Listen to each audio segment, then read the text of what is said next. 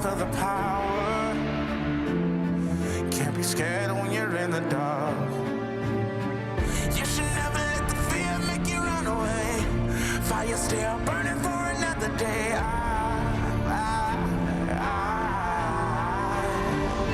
Fight for the power. I get the one. Pushes it in. Oh, he's got another one! He's got another one! Oh, wow! As that ball bounces across the middle, he is onside. Strong last 4 minutes of the first half. Pause.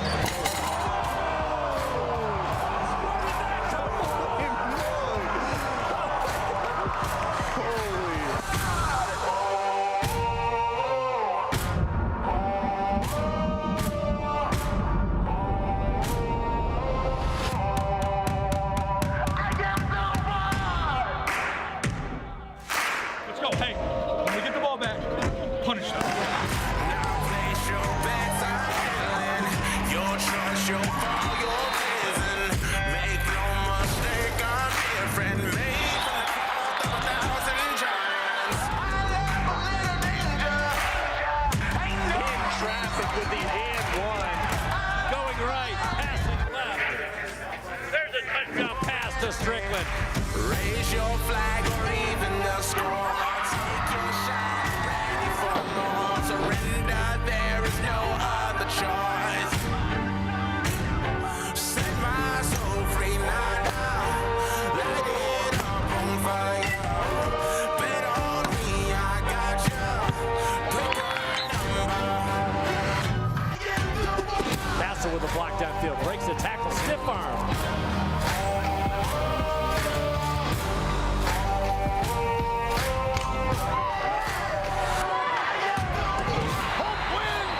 Hope wins! An unbelievable comeback by the Dutch! He turns that charm off. 1 second. I am the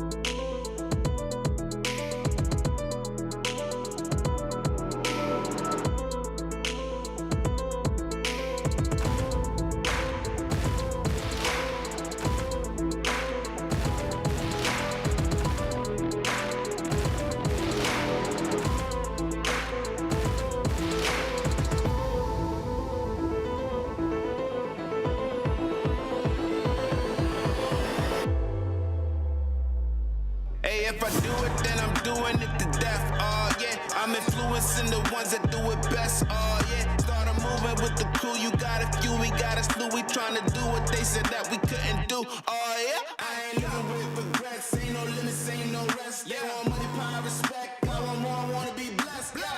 We want the legacy. We got the hope and we bring in the remedy. Working it steadily. We want the glory. We want the glory. If I do it, I'ma do it for the glory. Yeah, ain't nobody gonna do it for me. Kill it every day up in the morning. Here live from DeVos Fieldhouse, Matt Wayner, Casey Rutledge on this Friday evening. Casey, no place I'd rather be than here in DeVos for a nice non-conference matchup. Hope College 5-3 taking on Wisconsin-Whitewater. The Warhawks 7-1 on the year. The great contest. It's been a few years in a row they've faced each other 7 times. Hope is 2-5 in those matchups, have not won since the fall of 2022. So looking for a little bit of a revenge game here, and Whitewater is having a fantastic start to their season at 7-1. Casey, what do you know as we look ahead to this matchup here today?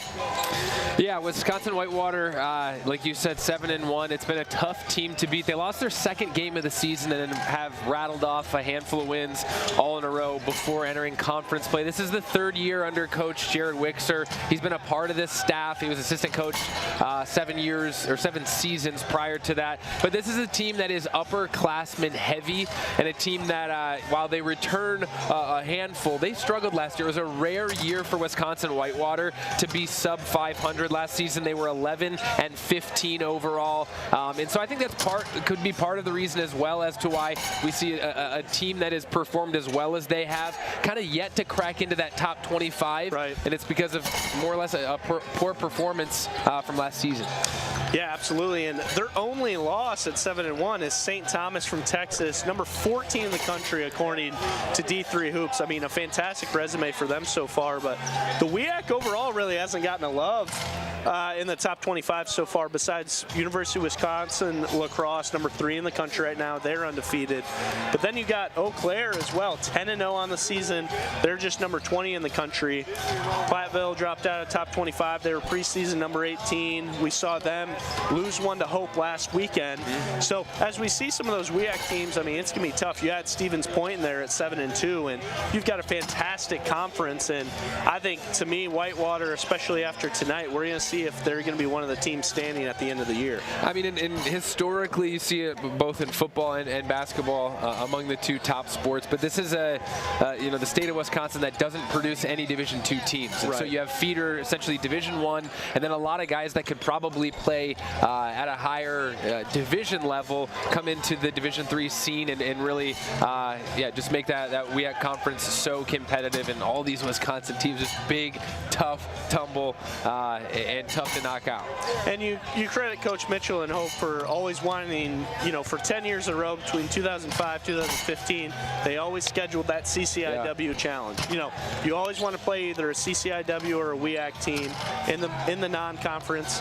Hope's played 3 of them. And I think that's a testament to know, hey, if you want to make the tournament and you end up not winning the MIAA, do you have some non-conference quality wins? And we've said it on the broadcast. Mike and I talked about it last week.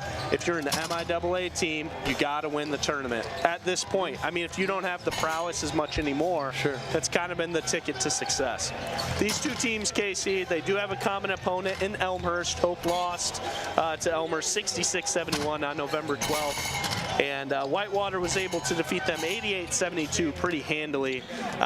These two teams are a little bit different for each other if you want to talk a little bit more about that. Whitewater averages 85 points a game. I mean, they shoot the rock tremendous.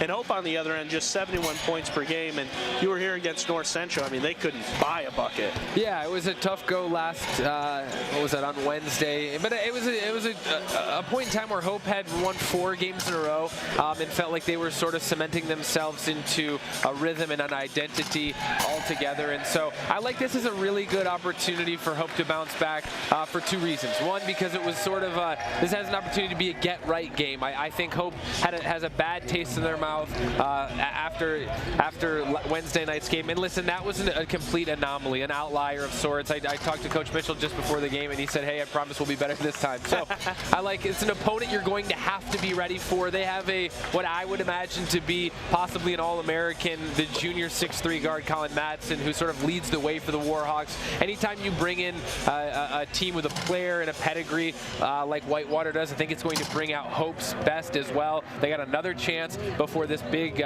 winter Christmas break, so to speak, to defend home court. We buried the lead on Colin Madson. Dude. Yeah, I mean, that's an injustice to him. I mean, the kid, he's 21 points per game, shooting 69% from the field, 56 from 3, and he's making 88% at the line. I mean, that is an absurd stat line through 8 games. He's got a great frame. He shoots the 3 at volume as well. And this is not to discredit him in any way. Those are numbers that is impressive through 8 games, and to me, not sustainable for the long haul. But it'll be a joy to watch him suit up in the black and purple. And as you said, Coach Mitchell's got a game plan. It is going to be Justice Mims, the senior, in the starting lineup. He will be tasked with taking on Madson today. So that means Avery Sanchez will come in off the bench. But until then, we'll get to starting lineups right here. We're going to throw it over to Darren Deister-Mars here with the national anthem. We'll be right back here on. Ladies and gentlemen, to honor America with the playing of our national anthem, please welcome members of the Holland Symphony Orchestra, the American Legion Band, the Trumpet Ensemble.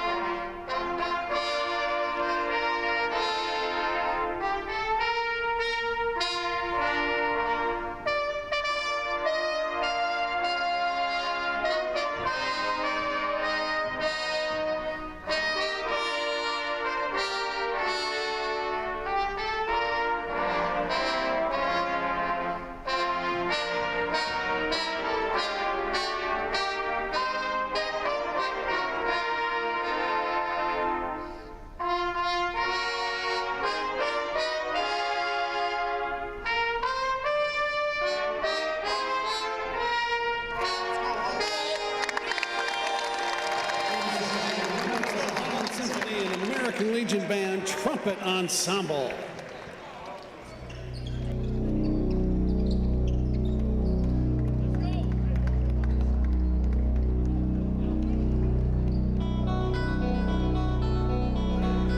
Good evening, ladies and gentlemen, and welcome to the DeVos Fieldhouse here on the campus of Hope College for today's non-league contest between the Warhawks of Wisconsin-Whitewater and your Hope College Flying Dutchman.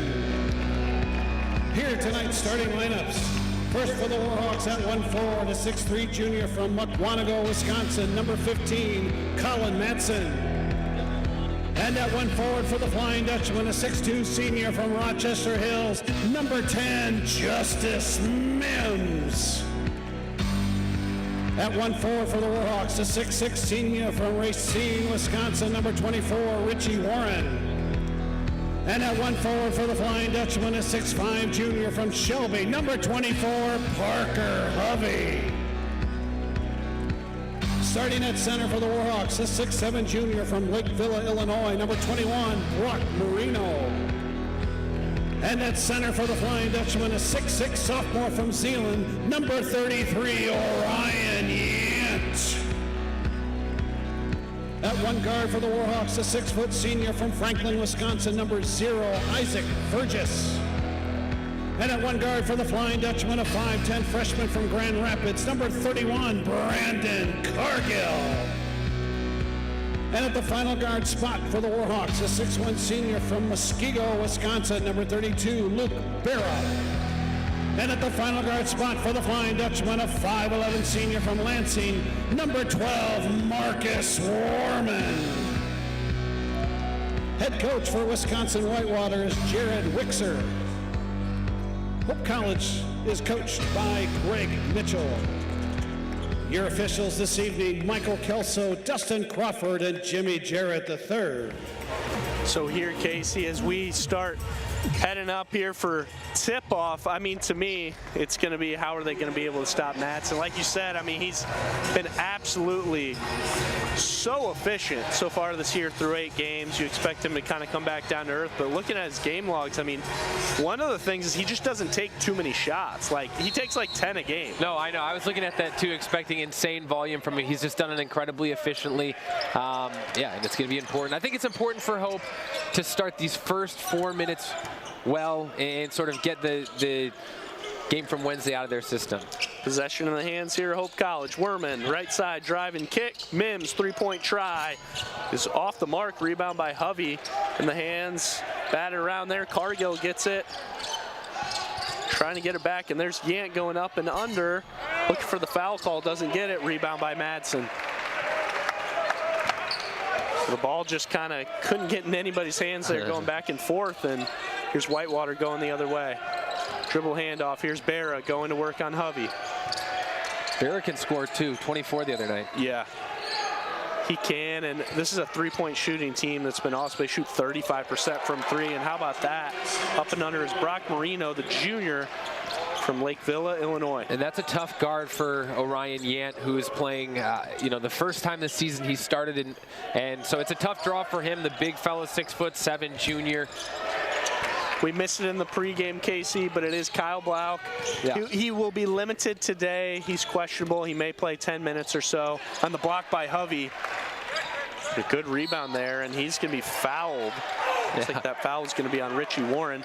But Blau, once again, that's a sprained ankle from the other night against North Central, so he'll be limited today. I don't know if this is a stat that's tracked much in college basketball. I don't think anybody draws more fouls than Parker Hovey. Physical, aggressive, gets defenders in awkward positions, and he gets an early one. Can we get somebody in the comments on that for us? There's left side, that's Werman. That's going to be another turnover. This Hope College team, you know, about 11 turnovers a game, but the assist to turnover ratio we talked about, it's 1-to-1. Yeah, they've you know, not been moving the ball as clearly and effectively as they'd like. And part of that still, I think you are still trying to find different pieces of your rotation right now.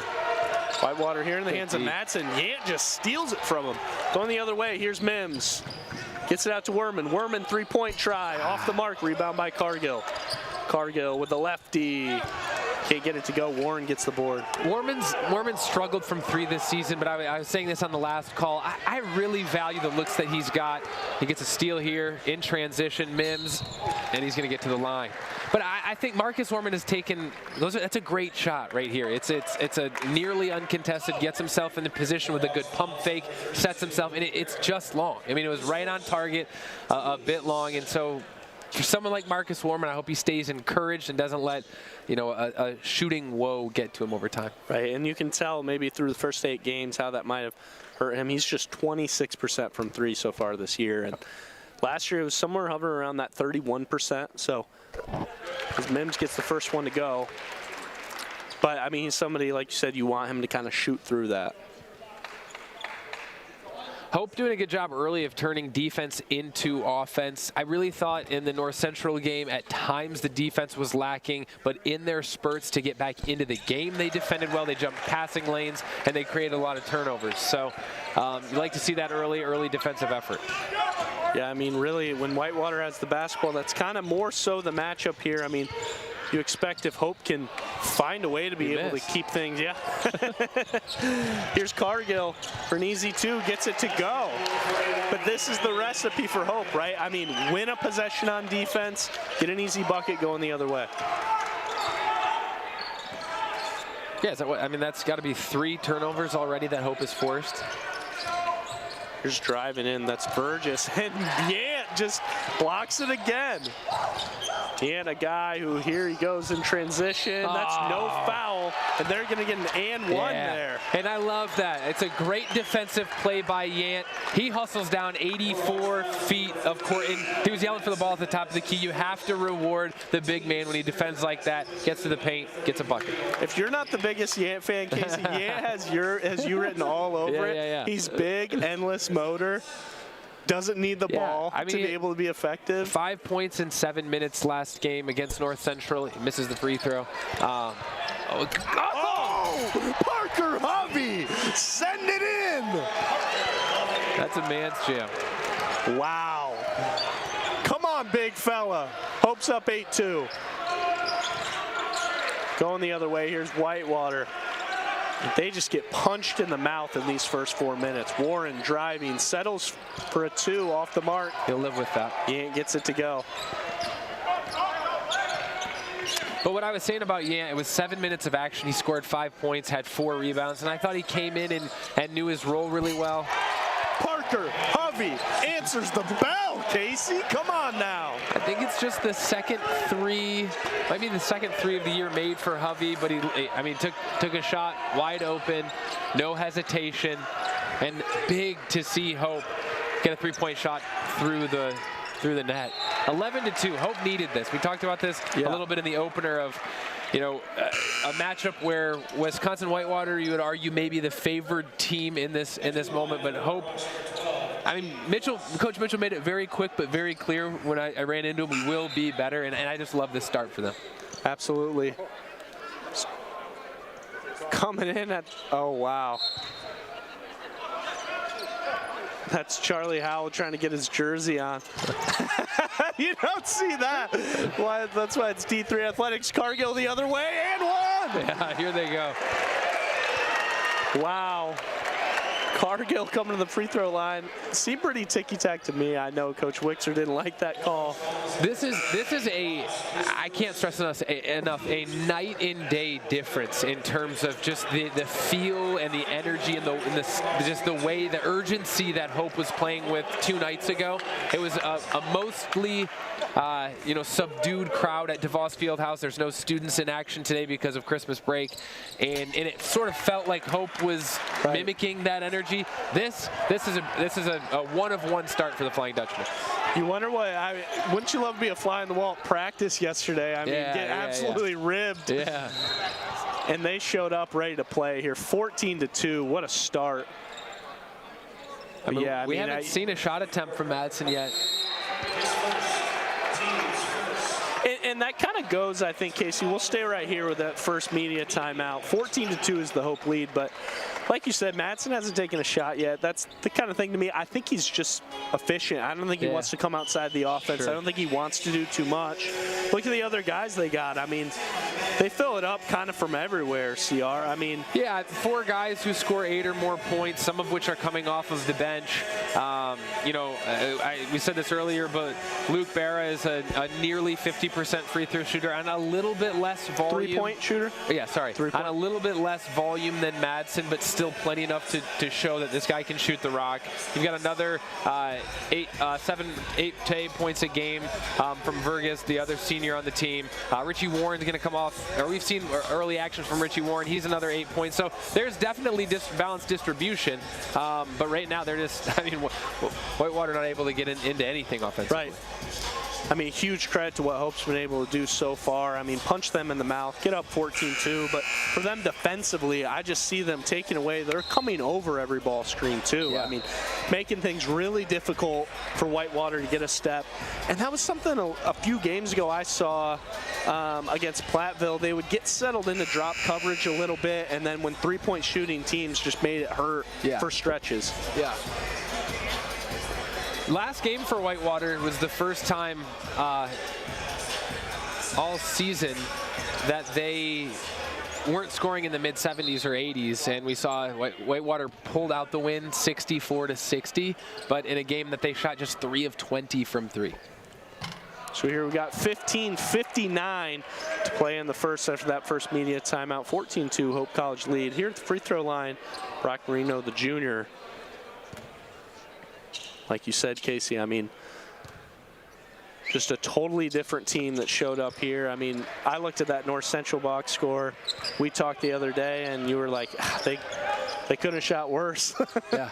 Sometimes you have those nights, man. The rim, there's a lid on the rim, and no one's able to take it off. Few subs in here, first minutes of the game. That's Sanchez, the freshman. He started 4 games for Hope so far. Jared Rigg, the sophomore, and Charlie Howell, the sophomore. You look to see if Whitewater can get Madson going a little bit. He's got the ball now, guarded by Howell. Interesting enough, Casey, what do you think that Coach Mitchell wants to go with the big look on Madson? Howell and Yant are the ones that have been guarding him so far. Yeah, and I think maybe you can bother him with size because at his size for a guard, he's also has, he's big, he's beefy. And I mean, he's 6'3", 210. Right, so this is your opportunity to keep him away from the rim. Jeez. No matter, I guess. Wow.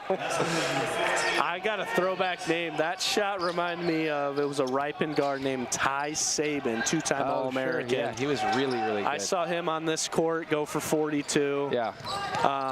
That had to be 2015. He played some years overseas. That guy was a bucket. Great player. Yeah. And that was a funny team. You remember that team was like, it was Sabin and nobody else. Right. I mean, he just shot it every time. And there's Whitewater getting going. That's Marino. Marino is a big fella down there. I don't know if you can tell on TV. I mean, he's 6'6", and he looks every bit of it. Other way, Hovey going to work. Talked on the broadcast about Hovey. There's times where that bowling and china shop thing really works for him, and then other times where it starts to kind of lose control and force it. Yeah, he had an advantage there, and I think, you love the one-on-one matchup. Go as hard as you can at the rim, and I think something good will happen. Draws a foul on the floor. And another sub in here, that's Tyshawn Teague Johnson in here, coming in for her first minutes. Kelton McEwen as well. McEwen been shooting it well, 38% from 3. And that's kind of all he does for Whitewater. Left side driving, Mims. What do we got? Going the other way. Must have been a push off, I'm guessing. I think they tagged him with a double dribble. Who's Yant coming in for? Nobody's subbed out yet. They got 6 men on the floor. 6 guys on the floor right now. Hovey comes out. Sorry, I saw the penalty. Hey, whose side are you on? I'm thinking like football, like Chiefs have 12 guys on the field. Here he is in the post. Yant guarding, nice take. Yeah, look at that strength by Marino. Defended well, but I mean also, Marino just great position down low, uses his body well. Whitewater's kind of using that to open things up. Nice pass down to Sanchez. It's going to be off the hands of Whitewater. Will stay with Hope College. I mean, so far, Casey, I mean, Hope kind of Whitewater using that advantage. They get it down the post. It looks like that's opening things up a little bit. Yeah, 7-0 run to get this thing close. In on the inbounds. Get it out right side to Mims. Howell, nice pass, but kind of in traffic. Yant gets it. Looking for the and one. That foul's going to be on Marino. Warhawks fouls on number 21, Brock Marino, his first. Yant at the free throw line here.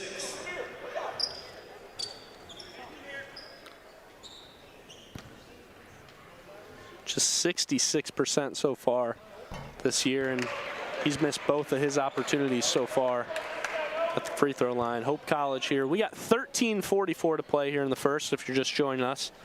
Working on getting that graphic updated for you. Yant gets a second to go. He's 1 for 3 at the line. And here's Briezowitz, the senior. Like you said, senior-laden team. I mean, you would think, especially in D3 hoops, you're not afraid. You go down 14-2, you just keep playing basketball. Yeah. Especially a team that they've been challenged so many times in their career. I mean, coming off that 11-15. And it's hard to be able to let the audience know 11-15 in the WEAC is not 11-15 in the MIAA. Yeah, it's a the one of the better, one of the better top 2 or 3 division or conferences in Division 3, no doubt. On the inbounds, that's Briezowitz getting the ball in. Dude, that's driving all the way to the bucket for an and one Marino. He is the answer right now. He seemed almost completely unbothered by that contact. So far on the floor, Whitewater's got 11 points. He's got 7 of them, and here he is at the free throw line. That has been the ticket to opening things up here for the Warhawks.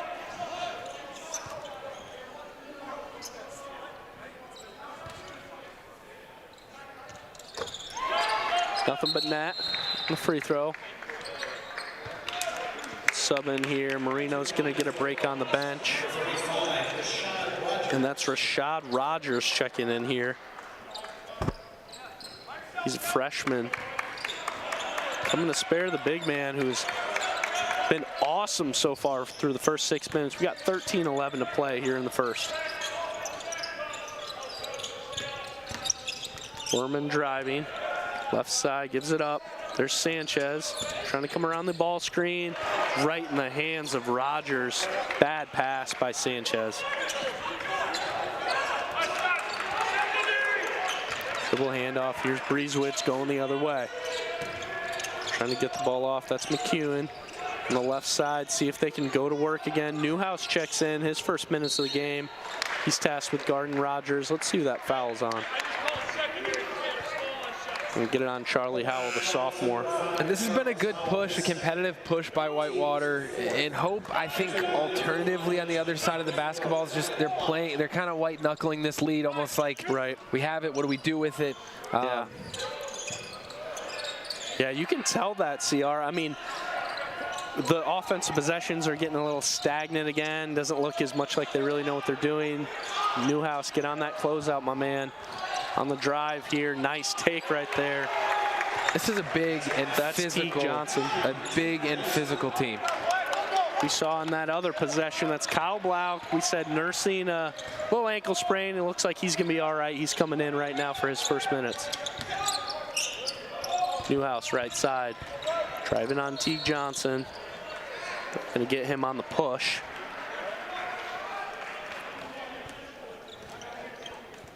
.12:08 to play here in the first half.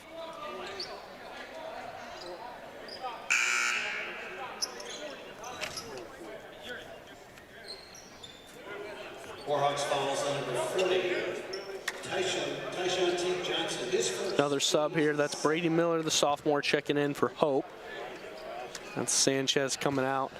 I mean, Sanchez doesn't look too happy with his minutes there. Those were a couple bad possessions. Brady Miller came in in spots against North Central, and I really liked how he played. He had an important, Hope found a steal defensively. Brady gets the ball at half court. It was like almost only 2 dribbles. He covered so much ground, a layup and the foul, converted the 3-point play. So the 3 or 4 times that he came in, I thought he adjusted well, brought some energy, and he was a big part of both of those 14-point deficits that came back to comebacks for Hope. And that's kind of what you got to say about this whole Hope team. I mean, other than the 3 guys that have been consistent double-digit scorer in Cargill, Werman, and Hovey, I mean, it's been a host of 7 guys that have just kind of been playing Superman game by game. Not sure how sustainable that is either. Here's Madson with time expiring. It's almost the best shot in the building right there. Yeah, and I like what you said earlier about letting the game come to him. I mean, a slow start by his standards, but he's made both shots he's taken. Just right side, there's Newhouse. Gives it up to Miller. Triple handoff offense here for Hope. And here's Werman here, being guarded by Breezewitz. Trying to beat him off the dribble, gives it up to Miller. Miller here getting to the basket, settles for Love 2. that. Yes, Yeah. Good shot. I'm a believer in his game. I remember as a freshman, he was in the lineup, out of the lineup, and I think sort of figuring out what the game was like for him and adjusting to the speed, but he has the ability to score at all 3 levels. I think once consistency starts to come along is when you're going to see the upside of Brady Miller. Wide open 3-point try. It's Tyshawn Teague Johnson. He's gone. What's that? The lead gone. Whitewater. Just like that, Whitewater with their first lead of the game, 2019. We got 10:30 to play here in the first half. Blount gives it up to Miller. Miller settles for 3. Didn't love that look. Rebound almost brought down there by Blount. It's in the hands of Madson. Going the other way, here's Teague Johnson. Gives it up to Breezewitz.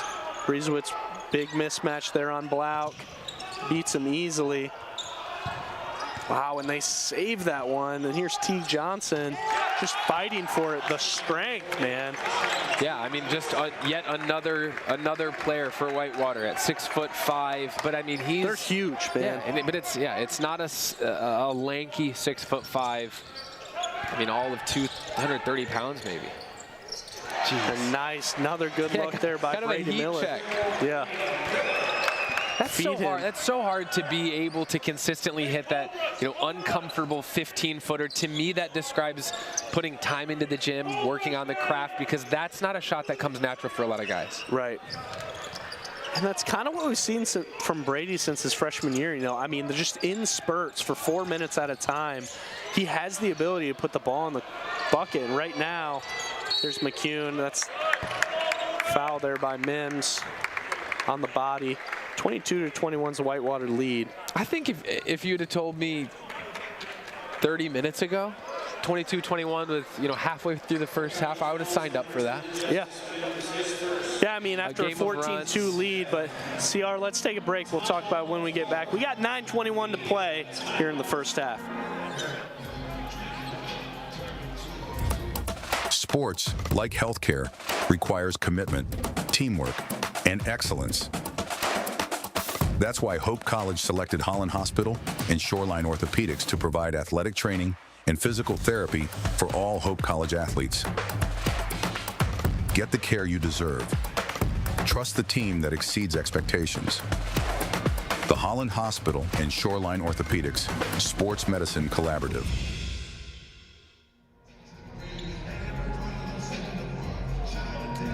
Back on the broadcast. Whitewater leads by 1. We got 9:21 to play in the first half. And Casey, with that, I mean, they dissipated that lead easily. That's just the scoring prowess of this team. But we took the headsets off. We looked over. Look at the strength on this Whitewater team. Trying to explain that to the audience right now. I mean, they just got trees up there, 6'5" to 6'8", with strength, with athletic ability. I think the flow of things right now is probably what Whitewater would sign up for any day of the week at 85 points a game in up tempo, but a tempo and a pace that Hope's not unfamiliar with by any means. Both teams, Hope at 58%, Whitewater at 64% shooting here halfway through the first half. Only 7 3-point attempts taken. combined between the two teams. Whitewater 2 of 3, Hope 1 of 4, and Hope with the advantage at the free throw line, 6 out of 8 with Whitewater at 2 out of 4. Kelton McCune at the free throw line. He misses first. Madson checked back in as well. This is the second as well. Hovey gets the board. There's Werman with a lot of pace there. Just can't get it to go. Rebound brought down by Whitewater.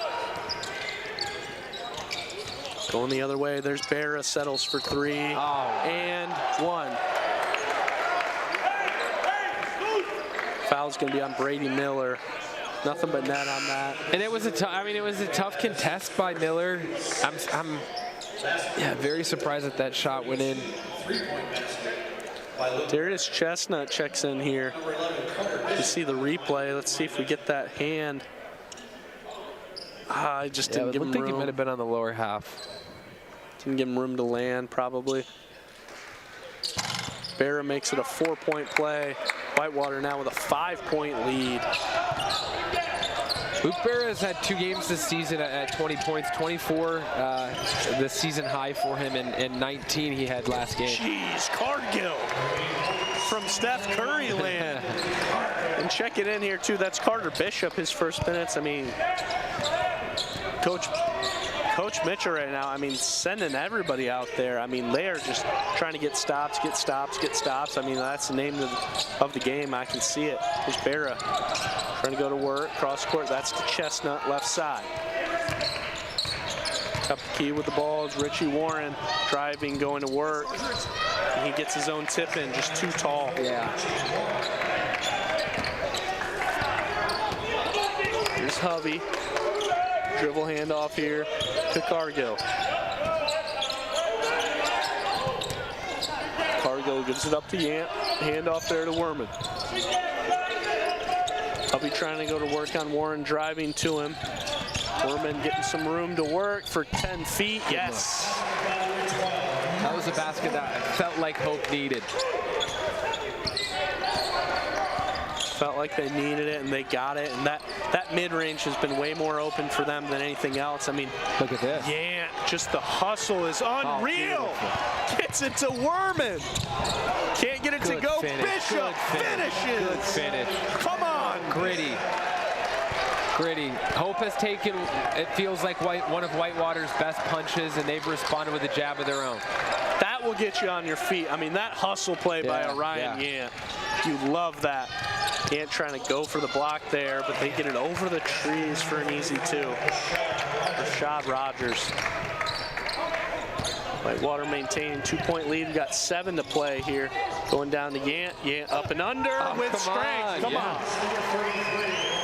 How capable does he look? He looks comfortable in this starting role. Unafraid. Yeah. You see the want to. Yeah, Nice both sides of the basketball, and he's had a handful of just high IQ moments in these last 2 games, and I think this is going to be an opportunity for Orion Yant where he's proving himself and earning extra minutes. Just the replay there. Looks like that's where they got the foul.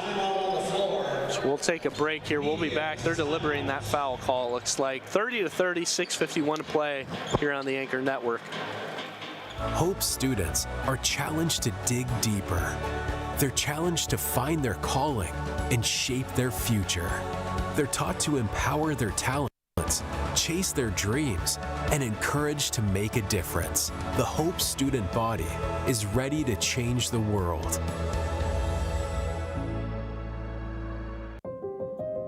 Cancer, we're coming for you. Parkinson's, your days are numbered. Alzheimer's, we're zeroed in on you too. Because at Van Andel Institute, the world's best minds are working relentlessly to eradicate these diseases forever. By advancing the boldest innovations, achieving breakthroughs, and transforming lives. Because the most powerful way to fight diseases, never stop fighting. Van Andel Institute, innovation unleashed. Some call it. Holland BPW is proud to support. Hello, and welcome to Hope College. Back here at DeVos, Casey Rutledge, Matt Wayner. We got a great basketball game here, man. No place I'd rather be than here in DeVos Fieldhouse. No, I mean, two teams shooting 12 from, Whitewater 12 for 18 from the field, Hope 11 for 18, 30-30 deadlock. I think there's, I mean, both teams have had moments on offense, moments on defense, and I can't wait for the final 6 minutes here of the first half. No kidding, 6:51 here to play in the first half. I mean, where the advantage goes to the size of Whitewater. I mean, Hope is just making every possession so hard for them, forcing Coach Wixer to go to his bench. Another missed free throw there for Whitewater. Really the only thing they don't do that well is they're under 70% on the season. Right side Hovey handoff, that's Carter Bishop. A huge possession, Yant to the bucket, gets blocked. Good follow-up. And Hovey follows it. I mean, it doesn't matter how good you are, between Hovey and Yant, I mean, you just know you're just gonna get Jordan ruled in the middle there. I mean, they just don't let anything be easy for you. The hustle and the heart of those two guys, I mean, it doesn't matter if they're missing shots, like they just make everything harder on the other team. See this play here, Hovey on the follow. We were just talking at the break, CR, I mean, what you know that you don't have an ability, you have to be able to make up with hustle, and you have to be in better shape, and you have to be able to physically stay in the game, and that's what we're seeing right now is a very tough basketball game. Left side, here's Teague Johnson. He got going a little bit there, and they get the big man back in there. He had 10 in the first 6 minutes, and a steal by Hovey. Out to Yant. Puts a ball on the ground. He's fouled and one. Come on. No, I mean, this is going to be a fun half of basketball for Coach Mitchell and staff to watch the film of, because I just think the extra effort defensively has been so good. They creating steals, creating more offensive opportunities. It's been I've said it already, but it's been a really gritty defensive effort. This is your gym rat basketball. This is, you are a lifer, you are a basketball lifer, you love this game. You love it. I mean, the defensive engagement is through the roof. Get the ball out to Madson. It's double team, but he's got his foot on the line. Another turnover. And he is frustrated. We look, he's just got 5 points so far here. Just has not gotten going in the first half. Almost too patient at times. Hovey top of the key. Hope with a 4-point lead. We got 5:48 and counting here in the first. Cargill takes a high ball screen, gets it down to Yant. Pass Hovey. Slam dunk. Parker Hovey. I love that two-man game. Yant from the beginning motioned with his eyes for Hovey to go. Hovey went back door. It's a big-to-big pass and a thunderous slam. And do those two love each other? Yeah. It's almost like they speak the same language. Hope with a 6-point lead here. Hovey. Skies for it. And I wish I knew what that life was like. Oh, you never grabbed rim? You ever been up there? I've been up there once or twice. Not with a ball in my hands, but yeah. I've grabbed rim.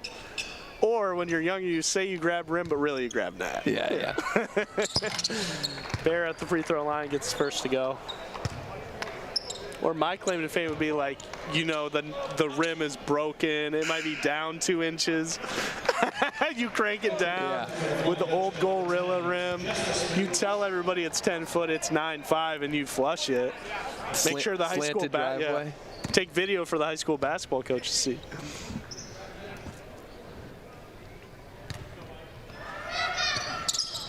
Barra gets both to go. 36-32 here. 5:30 to play here in the first half. Warman picked up full court by Barra. Gives it up to Hovey. Handoff there, beats him to the bucket. Yes, Warman. That's where Marcus is at his best, when he's got momentum, covering a lot of floor. Some guys better with the ball in their hands, and some guys not. And Marcus is one of those that's really tough to guard ball in hand. I mean, I see him just seeing mismatch that he uses his speed off their guards. Like, he knows he can beat them, and Marino can't get that one to go. They're fighting for the rebound. Cargill gets it. Going to the bucket is Cargill with a right. Nice move. That's a clever finish for a guy who's undersized. He gets in, he adds the Euro step, moves the ball from the left to the right side, and you have to be creative undersized if you're going to play in the paint. Barrett gives it up. McEwen driving now, 10-footer, off the mark. And Mims, just another foul there. I think that makes it 2 for Mims. Coming in, here's Charlie Howell going to come in for Yant. Those were some really good Orion Yant minutes there in the middle there. We got 4:30 to play. Hope's got an 8-point lead.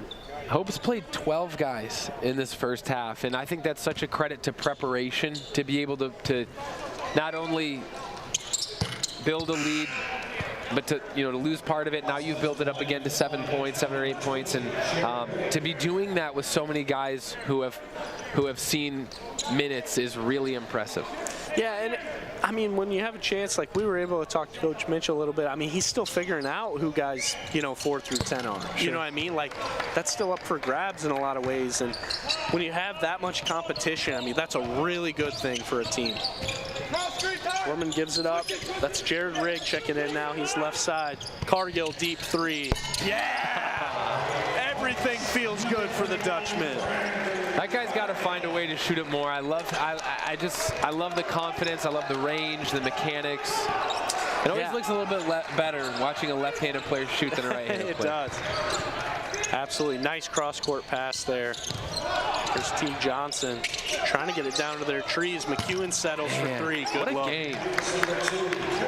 Awesome shot there. We got 3:50 and counting here in the first half for those of you watching at home. Great basketball game here at DeVos. Gorman gives it up to Hovey. Hovey with the right. Almost pretty. Rebound brought down by Marino. Right side, Barra. Settles for 3. Way off. Rebound by Madson. Fading away. Air ball. Rebound by Teague Johnson. Let's see the rebound battle here. I mean, for how big they are, they're losing the rebound right now, 12-9 here in the first half. That will be immediate timeout. We'll be right back, CR 43-37 with 3:23 to play in the first half here on the Anchor Network.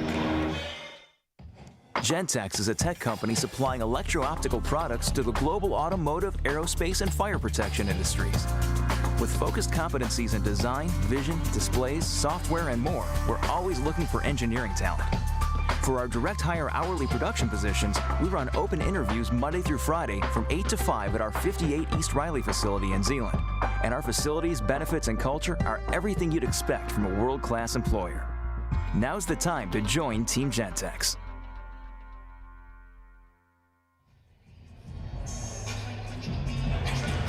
43-37, 3:23 to play here in the first half.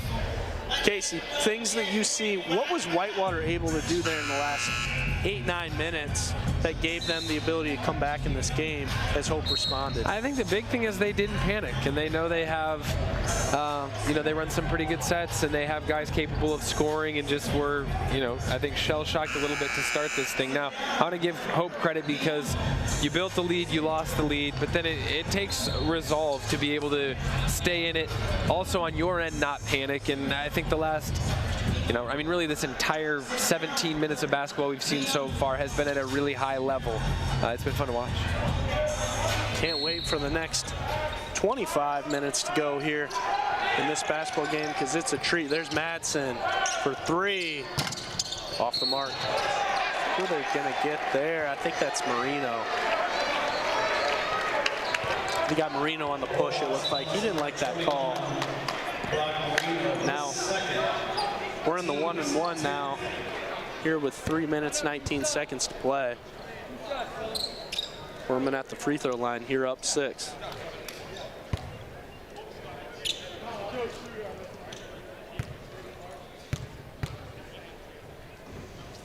Curious what they'll do here. They might have to check in for Marino. It looks like they will with Rogers. So Rashad Rogers comes in. Marino's going to have to sit for the last few minutes here. He's got 2 fouls. Straight in.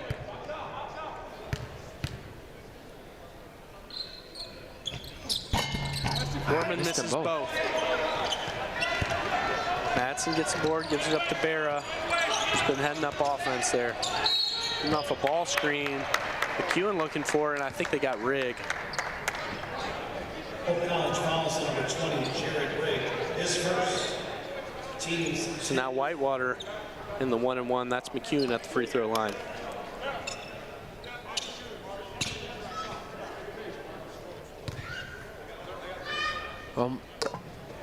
First one good to go.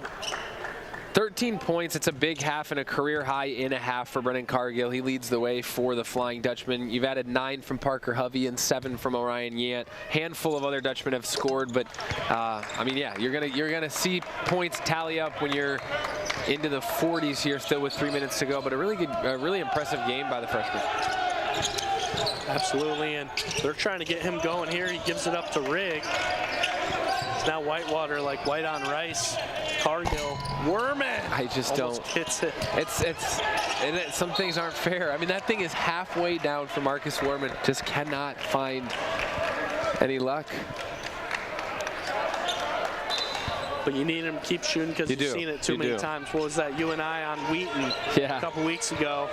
I mean, he wasn't buying many. I mean, he had a hot second half, but finally gets that last one to go. And there's Rigg just stealing the ball. Oh, and gives it right back to McEwen. That's tough. Here's Madson here, left side, going to work, fading away. Looks good, can't get it to go, and he is frustrated. He is frustrated. I mean, this has got to be the toughest he's been guarded.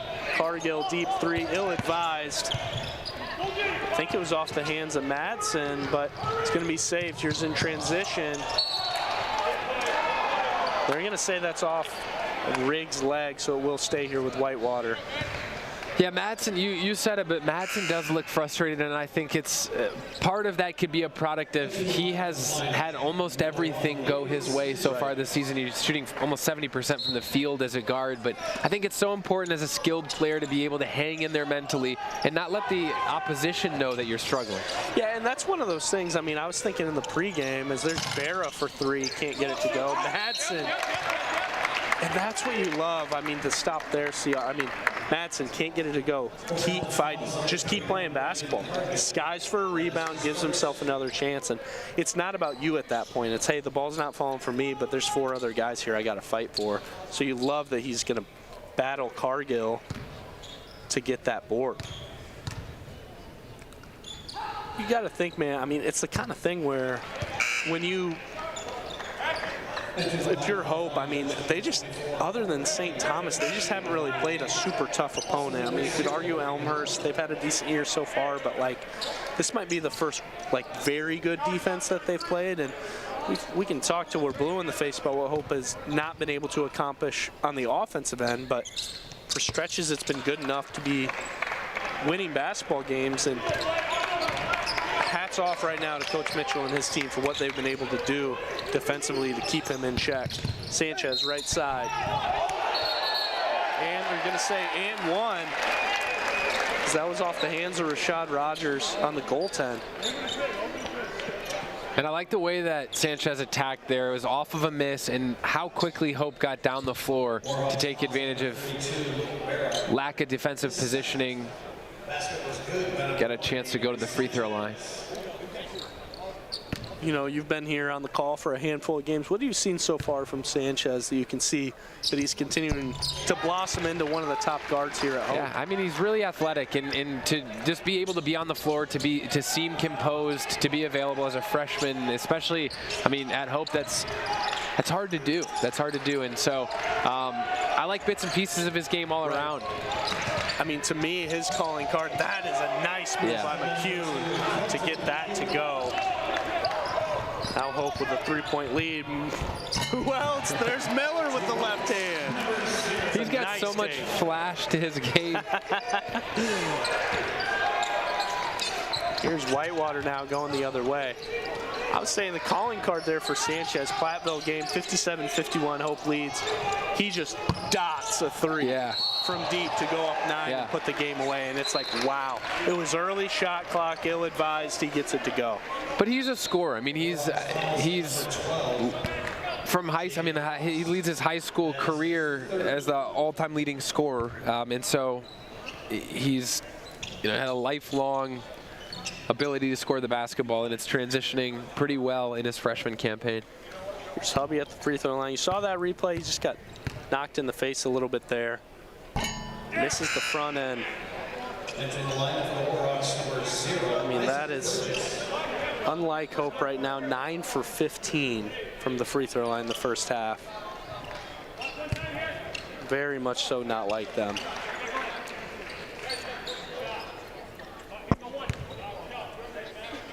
We got a minute and 11 to go here. Gets the second one to go, rattles it home. Here's Newhouse checking in for Hovey for this last minute here. Hope leads by 6. 62% from the field for Hope. Wow. Unbelievable. Wow, and it's not even like Whitewater's done anything bad. I mean, that's when you shoot that well, if you're hanging around, you got to feel good if you're Whitewater. Here's Barra left side, gives it up to Madson. They're uncertain right now what they're trying to do. Left side to McCune, gives it up. Who's that there? Burgess, his hands on the ball for some of the first time, gets his own board. Gives it up. That's out to Barra. Barra settles for a 2. Off the mark. Madson fights for it with his own board. Blocked by Newhouse. And they're going to get Sanchez on the body. Oof. 2 offensive rebounds. Yeah, Hope just couldn't get their hands on it. You want that possession back.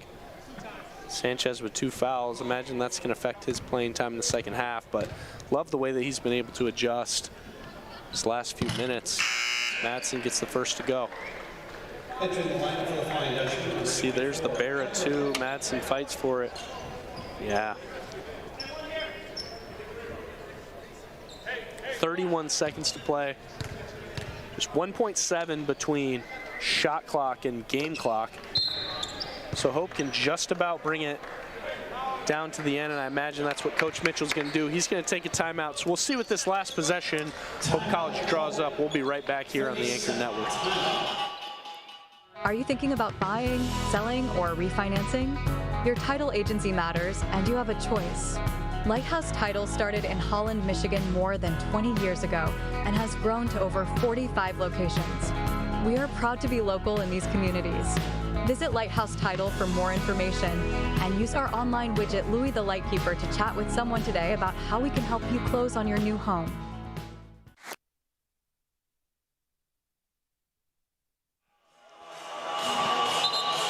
Last possession here, CR. What do you imagine they're drawing up here with 30 seconds to play? I mean, just 1 second between shot clock, game clock, up 4. Yeah, you have a full shot clock, right? So it's nothing. I mean, you can throw something out there, run a set play. If it's not open, get into something else. It just doesn't have to be rushed. And I think you take as much time as you need to get a high quality look. Double bonus, so even a foul is going to give you 2 free throw opportunities. High quality to end the half. Interesting choice here in the subs. We got Carter Bishop in, and man, a steal by Madson. That's tough by Hope, as Whitewater was just set up in this full court trap right now. Hope just was not ready for that. They got 7 to play here. Borman settles for 3, short. Rebound by Rogers. 49-47, that's the Hope College lead. What a half. Let's break it down here, CR. So, starting those first few minutes, 14-2, Hope College just barrels out to a lead. And you see Whitewater starting to, bring it back. They take the lead. They're up 5, 26-21. And then you see Hope possession by possession. Cargill gets hot. And there you go. I mean, just kind of walking to halftime. And it feels like a game that's about even, which is what we have here at DeVos. Yeah, it's an awesome game to watch if you're a fan of high pace and a ton of offense. Hope shot 60% from the field, and it feels like it's water finding its level a little bit. On Wednesday night against North Central, they shot just 26% as a team from the field. So for them to bounce back and adjust is huge. Whitewater not far behind at 48%, and neither team has shot a ton from three, but both reasonable. Whitewater 4 of 9, Hope 3 of 9. I think for Hope, you got to do a lot of what you did in the first half. I do like that. They limited Madson. He scored a couple of points here at the very, very end, but they limited the star. They trusted their bench. Hope had a ton of different guys that they threw out on the floor, a complete effort on both ends, and we'll see what they can do coming out of the half. But we're going to take a break until then. You're listening to Hope College Basketball. Sports, like healthcare, requires commitment, teamwork, and excellence. That's why Hope College selected Holland Hospital and Shoreline Orthopedics to provide athletic training and physical therapy for all Hope College athletes. Get the care you deserve. Trust the team that exceeds expectations. The Holland Hospital and Shoreline Orthopedics Sports Medicine Collaborative. Hope students are challenged to dig deeper. They're challenged to find their calling and shape their future. They're taught to empower their talents, chase their dreams, and encouraged to make a difference. The Hope student body is ready to change the world.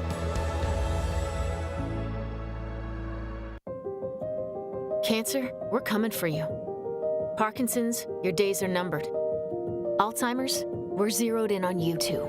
Because at Van Andel Institute, the world's best minds are working relentlessly to eradicate these diseases forever. By advancing the boldest innovations, achieving breakthroughs, and transforming lives. Because the most powerful way to fight diseases, never stop fighting. Van Andel Institute, innovation unleashed. Some call it naive, others call it foolish. But hope has never been silenced by doubt. Hope is the unquiet heart, stirring, pounding, driving us towards something greater. It leans into what's wrong and lifts up what's right. It teaches, learns, discovers, imagines what could be, and brings it to life. Hope has to start somewhere. Why not here? Why not now? Why not us? The daring ones. Those who provoke possible, trigger curiosity, and incite joy. For us, hope is more than a word. It's a force, and we are its humble ambassadors. From the beginning to now, we don't just believe in hope, we dare to live it. Hope College, dare to hope. Holland BPW is proud to support Hope Athletics and commitment to energy efficiency. It's easy for Holland BPW electric customers to get started with Home Energy 101 at hollandenergyfund.com. With Home Energy 101, learn the best ways to maximize efficiency and save on your utility bills. You also get a kit of energy-saving supplies valued at up to $300. Get started at hollandenergyfund.com today. Hello, and welcome to Hope College. Here at Hope, we believe in the power of a broad liberal arts education where learning is not confined to the classroom. Our students get plenty of personal attention and can participate in many creative activities. At Hope, learning doesn't just prepare you for a degree, it prepares you for life. Our academics lay the foundation for success, but it's our student life that truly brings the college experience to the next level, offering countless ways to get involved outside of the classroom. Our residential halls offer a strong community with residential assistants here to support students throughout their years of college. Here in downtown Holland, a block away from campus, there are many coffee shops, restaurants, and stores. Holland State Park is a short drive away from campus and is a beautiful place for a sunset in all 4 seasons or a swim early in the school year. Faith Life at Hope is unique in that it takes a fully invitational approach. Hope College as an institution is decidedly Christian, but invites students of all faith backgrounds to be a part of Faith Life. We hope to see you on campus soon. Bye!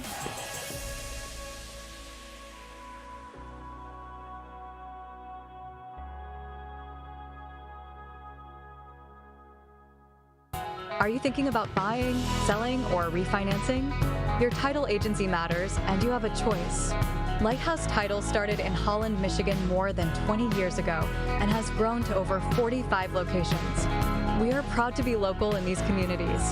Visit Lighthouse Title for more information and use our online widget Louis the Lightkeeper to chat with someone today about how we can help you close on your new home. Gentex is a tech company supplying electro-optical products to the global automotive, aerospace, and fire protection industries. With focused competencies in design, vision, displays, software, and more, we're always looking for engineering talent. For our direct hire hourly production positions, we run open interviews Monday through Friday from 8 to 5 at our 58 East Riley facility in Zeeland. And our facilities, benefits, and culture are everything you'd expect from a world-class employer. Now's the time to join Team Gentex. If I do it, I'ma do it for the glory. Yeah, ain't nobody gonna do it for me. Kill it every day up in the morning. It's a blessing, so I do it for the glory. The glory, the glory. You know I do it for the glory. The glory, when I do it, yeah, I do it for the glory.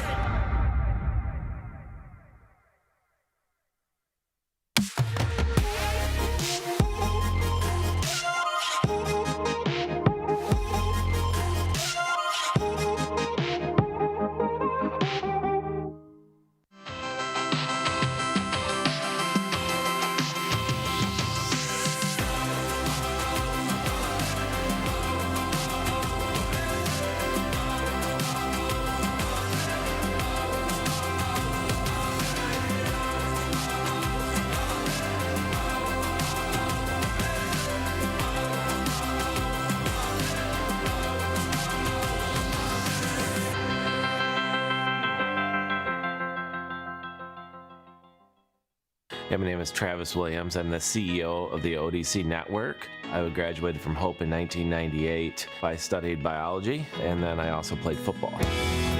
In order to be successful, people really need more than just the academic experience, but they need people to come alongside them and help them, coach them, mentor them. I find that Hope College has just been one of the best examples of being able to do that anywhere. As an invested community partner, LVZ is proud to help share Hope stories of transformational impact.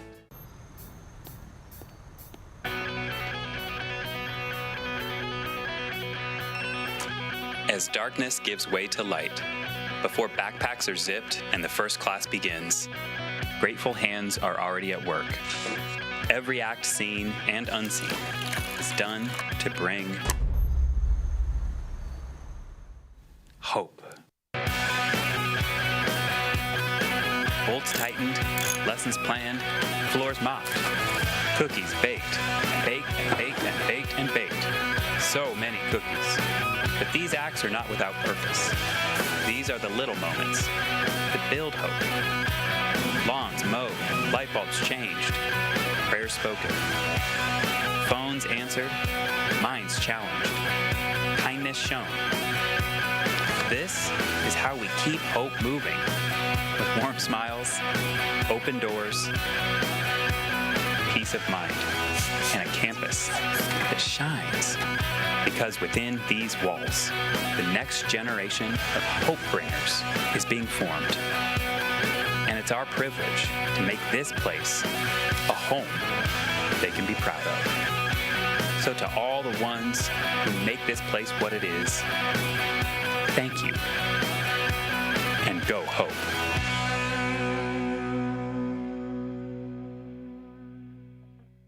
I am very excited about this building, and the big reason why is the opportunity it's going to bring. Growth in class sizes, classes offered, more opportunity for alumni to come into the department and have a space to talk with us. What excites me most is the opportunity to connect between students, freshmen and sophomores, being able to connect with upperclassmen right out of the get-go. It's also going to allow students to feel connected to a building. I feel like it's going to provide like a sense of this is where I study, this is where I am talking to alumni, talking to professionals, talking to accountants. This is the place where it all happens. I feel like this space will allow students to get creative and coming up with new ideas, not only in group settings with professors and collaborating in the classroom, but also in the shared workspaces that the building has to offer, and to come up with ideas that not only better the community, but could better society at large. Coming into Hope, I really never thought about vocation or discernment, and it's one of the first things I learned about in my Introduction to Business course, and that really opened up my eyes to the way that faith can play into my calling with what I do in my career path. Hope's unique that it has a Christian representation, aside from just looking at business and profit and ROI, but also coming at it from a faith and moral perspective, and that's really guided me. The most transformative part of my time here at Hope was seeing something that, from an outside perspective, seems so secular, that seems voided of the Christian faith, and how to actually intersect the Christian faith to become more successful on a day-to-day basis in how you treat your coworkers, how you respond to your superiors, how you work with your customers. The professors create a safe environment for us to ask questions not only in the business field, but also how can we implement that as Christians. And I think as a business student, we have such a cool opportunity to play an impact on so many different people's lives. And so because of that, it's really important that we can understand servant leadership. Being able to travel down to Atlanta, Georgia, to meet the professionals at Chick-fil-A headquarters and really hear about their personal experience with servant leadership and how they're able to live out those Christian values within the business world was really impactful for me. When we walked in, we saw a 20-foot statue of Jesus washing Peter's feet, and for me that really just reminded me how much faith and business should and can go hand in hand. Economics and business department has impacted me to a whole new level that I didn't think it would. The first thing is growth, and not only in like the knowledge and the skills that it provided me, but also the faith aspect of it, the community aspect, the network aspect of it. The way the professors and the students in the economics and business department interact is just very personal. Coming into Hope, my faith wasn't the strongest.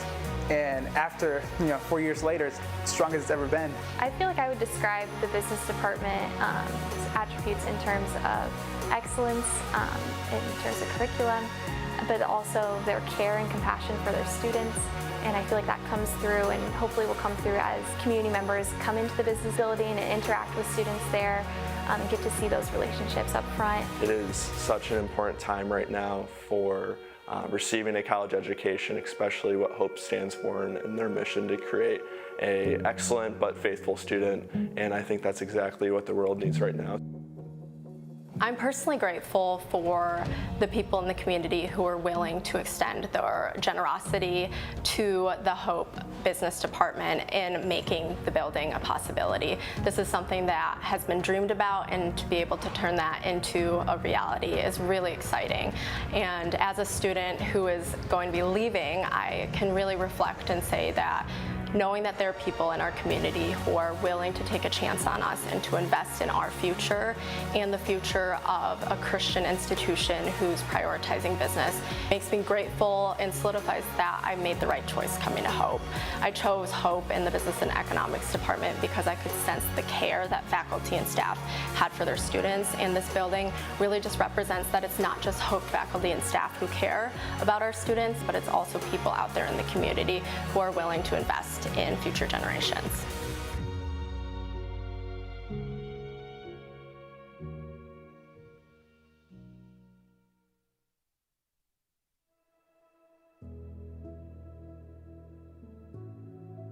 The reality is that the college years, although short, are an incredibly pivotal time in a young person's life to figure out who they are, what they believe, and what God's calling them to do in their life. Our desire here at Hope is that every freshman that enters as a young 18-year-old, 17-year-old will leave as a senior knowing their true identity and worth is in the eyes of what God says about them as a child of God, as God's beloved, and as they are made in God's image, and that is beautiful. back at Voss, 49-47 as we start this second half. And CR, we were given a delight there in that first half. So let's hope the second half can deliver. We're on pace for 100 each here. And I mean, what do you expect to see out of the gate in these first 4 minutes? I think we're gonna, I don't know, I think we're gonna see a lot of what we did earlier. A lot of the offensive scoring is really dictated on just the tempo and the flow of the game. It's getting shots off early in the shot clock. Each team has had a handful of opportunities to turn defense into offense. And I just say that to say, like, generally if you see such a high scoring half, you're thinking one team went off from 3, and that's not the case. It's just a lot of high quality looks inside the arc. We'll give you a chance to kind of look at the stats and see what your stat of the game so far is. I got mine. Kelton McEwen plus 19 when he's on the floor. Wow. Here is Marino there going to work on Yant. That worked in the first half, blocked by Hovey. Yeah, well, I can list through some individual stats, but Cargill led the way for Hope with 13, Hovey with 10, 7 points for Yant, 6 from Brady Miller, 4 from Marcus Warman, Sanchez with 3, and then Mims, Bishop, and Newhouse each with a bucket. Richie Warren, nice take over Hovey. Hovey, great D, but not good enough. Warren gets that one to go. Starters back in there for Hope. There's Yant, top of the key, gives it up. Passes off to Mims. Mims pretty quiet in that first half. See if he can get going. We know what he's capable of. Yant trying to give it up. Gets it to Hovey. Hovey driving. Time expiring. He's fouled on the way up.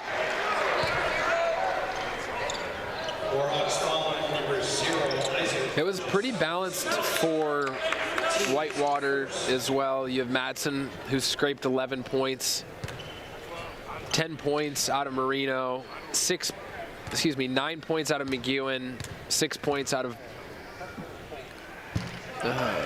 6 points out of Barra, and a handful of baskets for the remaining players who got into the game for the Warhawks. But both teams really going deep into the bench, and balance was the key. Hovey gets that, both of those to go. Hope now leads by 2. We got that shot clock, or I'm sorry, game clock there live for you here in the second half.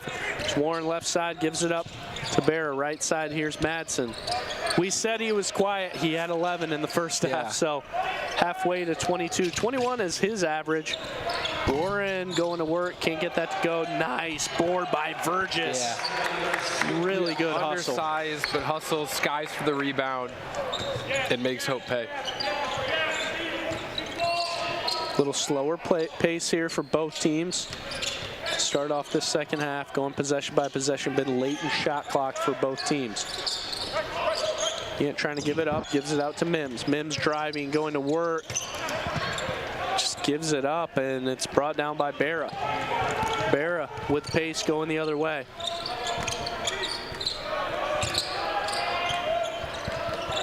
Gets it down to Marino, and with the steal. Maybe all by looking for coast to coast to Hovey. Hovey gets his board easy too. Love that by Yant. Yeah, I was a little nervous as he was dribbling the entire length of the court, but he looked pretty under control. And a really good defensive stop there by Yant on Marino. He and Hovey have good chemistry. They really do. I was seeing that in the first half. I mean, that's why I was saying they speak the same language. It's like they both are just like going to the walls every single play.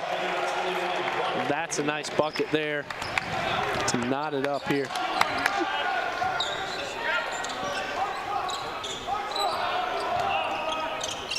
Here's Yant, top of the key, right side, Cargill. Gives it up, Hovey thought about it. Here's to Werman. That's a get-right 3. Come on, yeah, it is.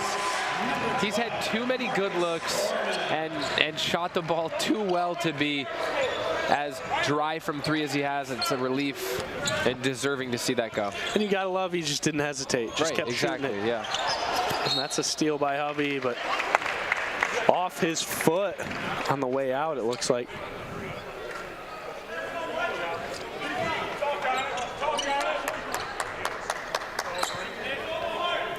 Here's Vergis on the inbounds here. Hope leads by 3. Gives it up to Barra. They're driving here up with his right. Nice, giving it up to Warren. Can't get that to go. Bunch of hands up there for the rebound. Berra, 3. Buries it. Hovey left side as Whitewater ties it. That shot by Berra. Hand in Cargill's face. Madson not going to make it easy on him. Warman trying to create something there. There's Hovey, yeah, on Warren. And he's fouled on the way up. I thought we were going to see him throw another one down, if not for the foul. I thought so too. I thought he had enough, 1 or 2 steps on him that he was going to put it. Let's see in that replay. I think that's what he was thinking too. I do too. I mean, you just don't see anybody play more physical than Parker Hovey.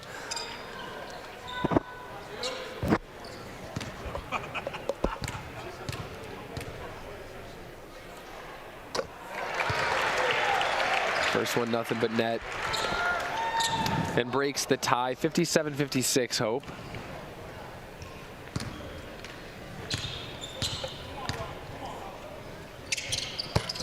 Second one gets it to go. Hope leads by 2 here. So we're approaching that first media timeout. Burgess here gives it up to Marino. To Warren, back to Marino here, top of the key. Too much space there for Berra. Hope fighting through it. Dish down and the tip back. That's been Burgess for this whole second half. He was so quiet first half. I mean, his hustle. Yeah, he's right guy at the right time. Absolutely. I mean, this is just really good basketball here so far. He's going to get called for the foul, and we're going to get to that first media timeout here, CR. Not at 58, under 16 to play. You're listening to the Anchor Network.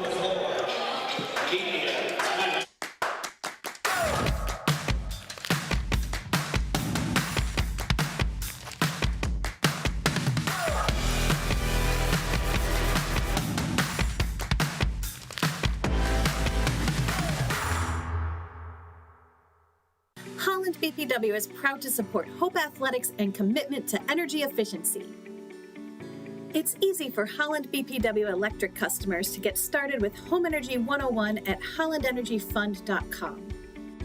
With Home Energy 101, learn the best ways to maximize efficiency and save on your utility bills.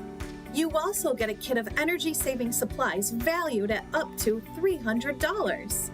Get started at hollandenergyfund.com today. And CR, I mean, a whole lot of Burgess there. I mean, just the hustle plays he's been able to add, and it's really kind of slowed down in pace here from such an offensive first half to now these teams really taking it possession by possession and really ranking up that defense a little bit. Yeah, we saw Hovey knock down those last 2 free throws, 16 points for him. He's got 8 rebounds, so just 2 away from a double-double. And a possession before that, seeing the 3-point shot go in for Marcus Warman. I mean, Hovey to get 8 rebounds is a lock here. Every game I've watched of him, that's his average. He's just always around the bucket. Nice pass out to Cargill. Left side gives it up to Yant. Top of the key is Hovey. They did their scouting knowing Hovey is not much of a 3-point shooter. Mims heading to the bucket, just can't get that to go. Side Berra gives it up to Burgess. I think Yant took one in the jaw.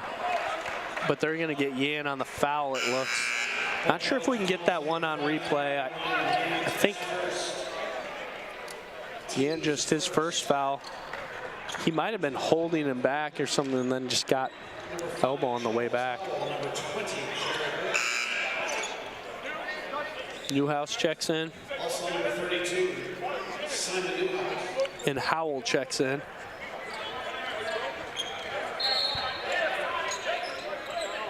We see the replay there. Yeah. Must have just been holding them.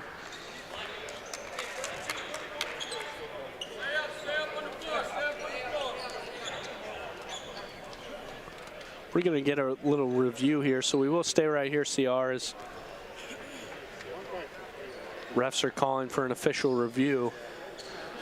Matt, Whitewater's out-rebounded Hope 24-15, and that's something that they've done really well all season. A margin coming into tonight's game of +8 on the glass. Wow. Hope has been pretty neutral on the glass in terms of them against the opposition, but I think you feel that too, both on the offensive side of the basketball and cleaning up the defensive glass. But so important to get fundamental and to cut bodies out, because Whitewater among some of the best teams in Division III at making you pay if you don't. Yeah, 12 of them are offensive. And Case, I mean, that's, you could see it, and I almost feel like I felt all 12 of them because they all led to buckets. You know, I mean, their opportunity for buckets. That's a lot off of those offensive rebounds. It really is. I mean, that would be a lot for a full game, and they got that in 21 minutes of play. You know, I don't know what you do if you're Hope. I mean, it's getting a body on somebody, but it's also, they're just so much bigger. Yeah. They got 2 guys on the floor at all times that are taller than Hope's guys. So, I mean, and they're throwing guys at him. Look at the Teague Johnson minutes. Came in for Warren off the bench. Rashad Rogers came in.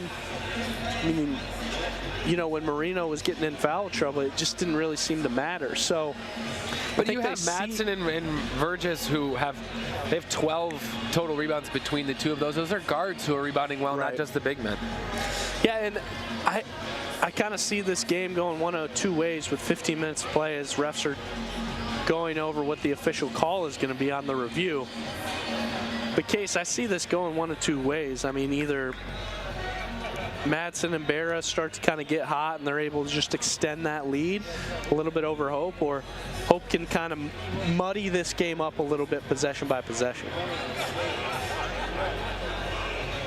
Yeah, 58 all.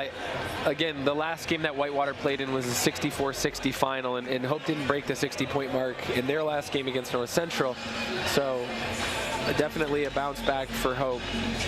I mean, this is the mark, right? Was it 65-58 on Wednesday night? So you got to feel better about, I mean, that's Coach Mitchell said the same thing to you as he did to me. He's like, hey, this is one we just got to play better. Sure. And they have so far. So it will be Whitewater basketball here. Burgess gets the ball in. Newhouse fights for it. And it will be Hope basketball. Off the hands of Marino. Ball in, that's Jared Rigg heading up offense here for Hope. Werman on the bench. They got that trap there using their bigs to help with that corner 3. Cargill, yeah! Why not? He has such a quick release. The shooter so, I mean, he is in shooting position, ready to go, quick with the ball. A lot of things to love with the mechanics. Feels like Cargill. every time he shoots, it's going in. Yeah. That's Newhouse getting battled there by Marino, and a dunk by Warren on the cut. Good play by Whitewater. Dribbling into that trap again. Rigg gets it across. Dribbled right into it. Warren steals it.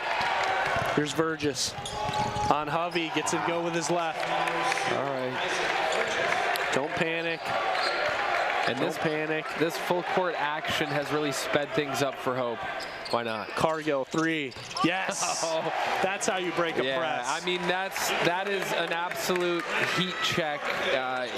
You know, a ton of time left on the shot clock, but that's a shooter who absolutely knows that he's feeling it. Burgess again. Yeah, it's quick. 64-64. Can't feel Cargill's good about got yourself. 19 here, too. You can't feel good about yourself after you score, because Whitewater's going to be coming, you know, back down in a hurry. I don't know if you're Whitewater. I mean, that trap is really frustrating them. Hovey really seems to be the only one comfortable trying to pass through it, dribble through it, and he almost gave it up right there.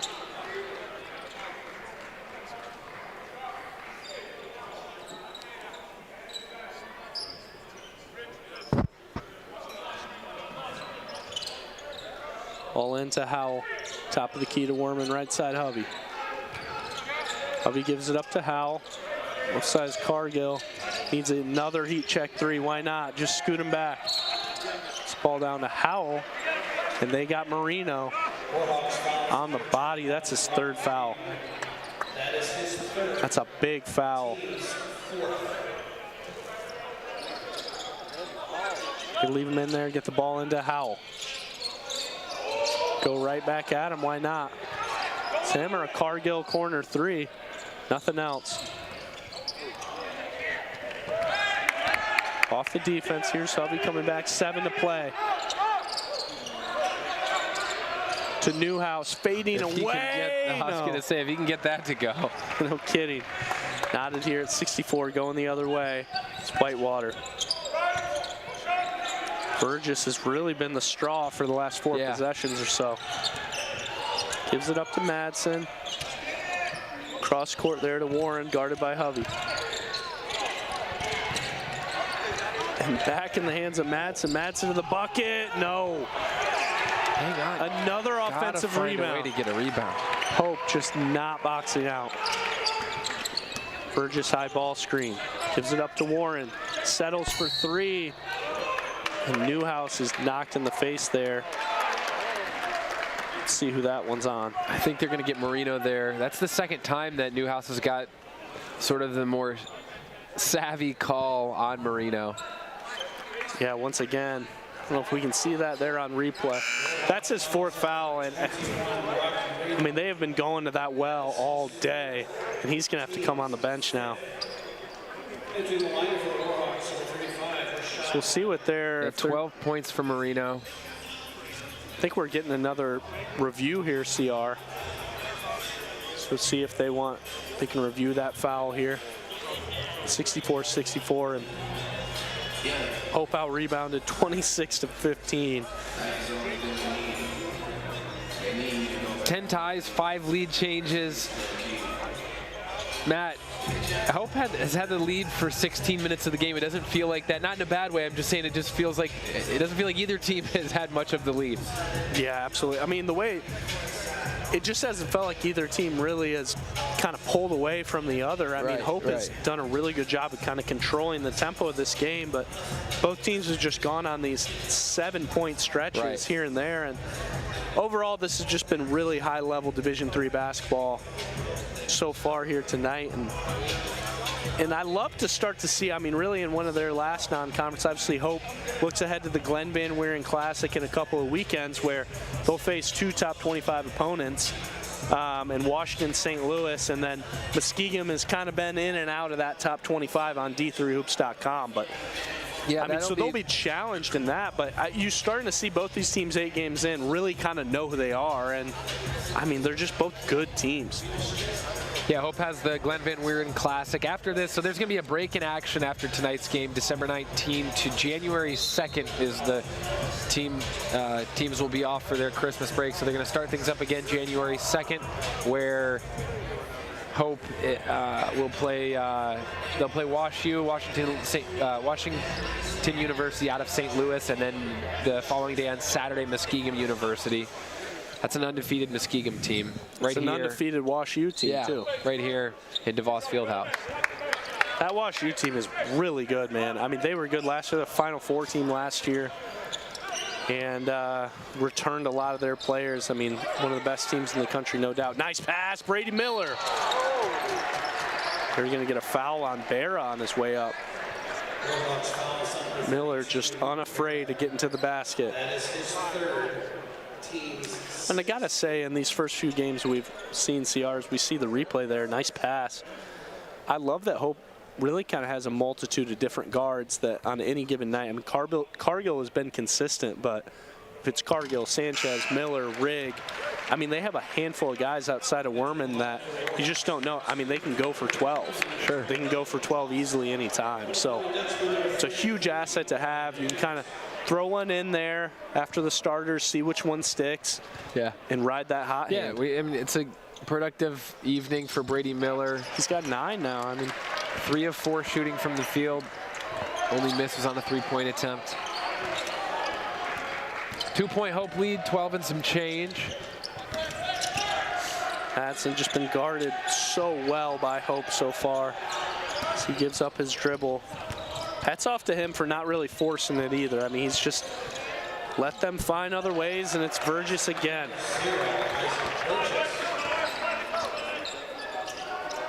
Yeah, I'd love to see what those... 10 points for him in double digits now. Burgess now, he's got 10, yeah. I mean, Case, I'd love to see what Madson's 24 and 30-point games look like. Sure. I mean, if he's doing that on 12 to 15 shots, is he just completely in tune with the offense every time? Newhouse, three-pointer off the mark, rebound by Yant. Big offensive board there by Hope. Pass up to Newhouse. Hand off to Miller. He's blocked on the way out. We'll stay with Hope. 10 seconds on the shot clock. This would be the second highest, if the game were to end right now, Cargill's second highest point outing of the season, 29, and that season opener against Anderson. And hopefully he's got a handful of points left, but at 19, a really good game for Brendan Cargill. We got media timeout here. We'll take a break under 12 here on the Anchor Network.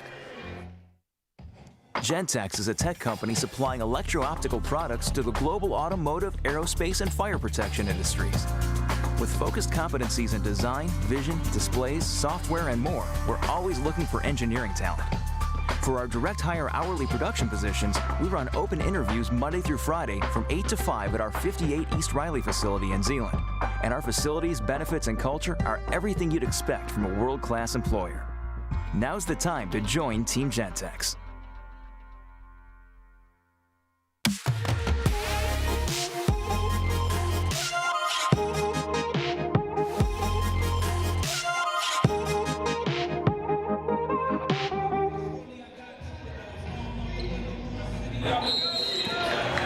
Back here, DeVos knotted at 66. Team's starting to kind of come down to find their level, like you said. Hope still hovering around 55% from the field, 46 from three. That's a lot of credit to Brendan Cargill's just absolute three-point barrage. 72 from the line. Whitewater 52 from the field, 45 from three, 76 from the line. Teams just mirroring each other, and that's how even it feels here on the court. Worman left side, dribble driving, settles for two. I love that shot. He got to his spot. That's exactly where he wanted to go, had that setup in mind. Chris crosses the defender and gets to his 8-footer. You just see these factory shots for him at times. Yeah. It's like, I've done this so many times, and he can just go to it and know that it's going down. Top of the key is Jake Quast here. He's driving with his left, going to work on Newhouse, gives it up. This ball out there. That's McCune off the mark. Another offensive rebound for Whitewater, this one Madson. Madson to the bucket, gives it up. There, that's Rogers, and he's fouled on the way up.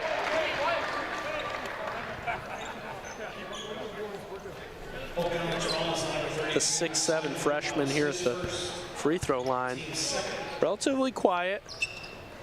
Kind of important for him to get going as their big man Marino's on the bench.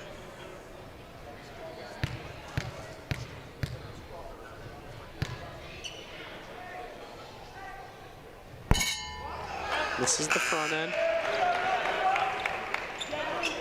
Entering the lineup for the Flying Dutchman, number 10, Justice Mims.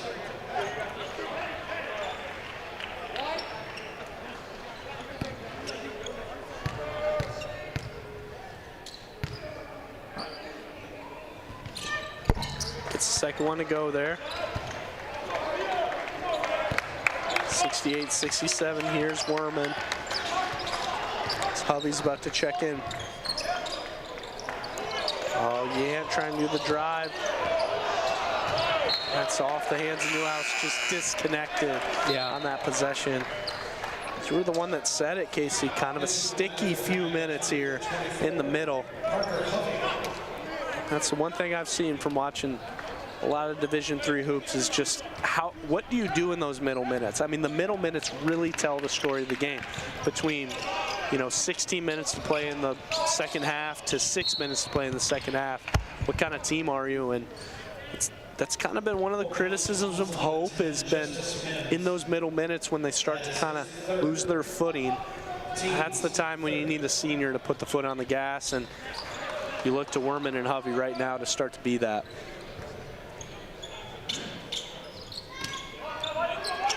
Ball in there to Burgess. Burgess in double digits now, all in the second half. Madson left side beats Yant to it. Easy two. That was an explosive take. I don't think we've seen really that side out of Madson yet, where he took the ball, he sort of slaps that ball into position and just went with aggression right to the cup. Nice take there. I mean, he just beat Yant right off the dribble. I mean, one step and that's all he needed. I thought he might have flushed it. It's the old-fashioned and one to go. Now it's Whitewater with the lead. Back and forth has it been all night. Thank you for all of you at home on this snowy Holland evening. You're safe there in your homes, able to tune into a fantastic non-conference basketball game here at DeVos. Werman, nice off the dribble, beats him, gives it up. Good find. Down, oh, and Miller just blocked at the rim by Rogers. Rogers goes 6'7", but I think that wingspan's much larger than that. He pins one off the glass. Corner three by McCune, but he is out of bounds. Turnover going the other way. From our vantage point, it looked like Rogers came out of nowhere to block that too. It looked like Brady Miller had an easy 4-footer to tie the game. Yeah. I mean, Miller, you saw the look. I mean, Marcus just hopped up, got it right down to him, and Miller, I don't even think thought anybody was there. He thought easy too. And how could you? Sanchez guarded by Burgess, and Whitewater is on their feet to our left. Turnover by Hope. Here's McEwen going the other way. Left side drive, gives it up to Rogers, thought about the three. Left side, here's Madson. It's in the hands there. That's Jake Quast. Corner three, Burgess off the mark. Another offensive rebound by Madson. Yeah. Just so many opportunities. 15 times Whitewater has missed and got a second look. Wow. There's Cargill checking back in, trying to get some instant offense. Mims come out. It's going to be tough to see on the tape again, getting all those offensive boards. Ball into Rogers, dribble handoff. Right side, Madson, guarded by Cargill. Madson trying to beat him off the dribble, gives it up to Rogers. Rogers three-point try, way off the glass. Rebound by Quast, gives it up. Burgess, another one. So many opportunities to Case.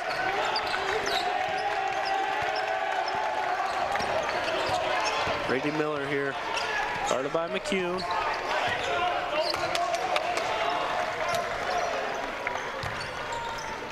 Gives it up to Hubby.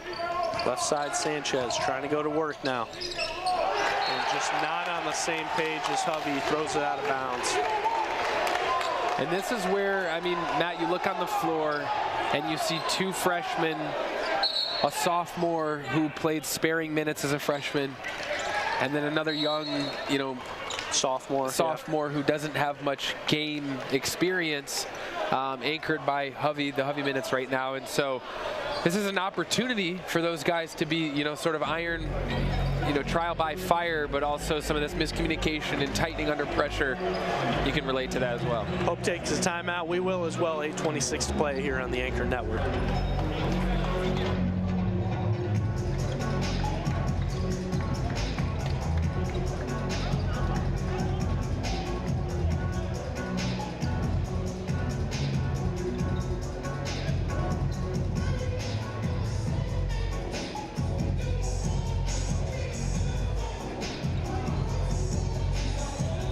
So we're staying here, CRs. They're looking at that official replay right now, trying to see if that's off the hands of Burgess or not.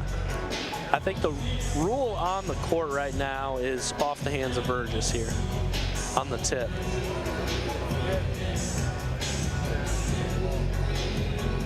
As you see, he got his hand in there. I couldn't tell in real time. I always think when we see this in sports, if you've got to zoom in like it's a crime scene, I think you just go with the call on the court, right? It's pretty good. You're saying this isn't CSI. That's what you're saying. Yeah. Just trust your gut. I'll understand. Yeah, we're not trying to handle 2 to 4 year sentences on this. I mean, you can take the basketball off. We'll find out. We'll find out. Ball doesn't lie next possession. Kind of the old school way. I'm sure Mike Coleman would love that, you know. Hey, Mike, we'll shoot for it. How about that? Yeah, just shoot for it. Shout out to our broadcast partner, the best in the business, Mike Coleman, on the play-by-play. Let's see what they get here on the call.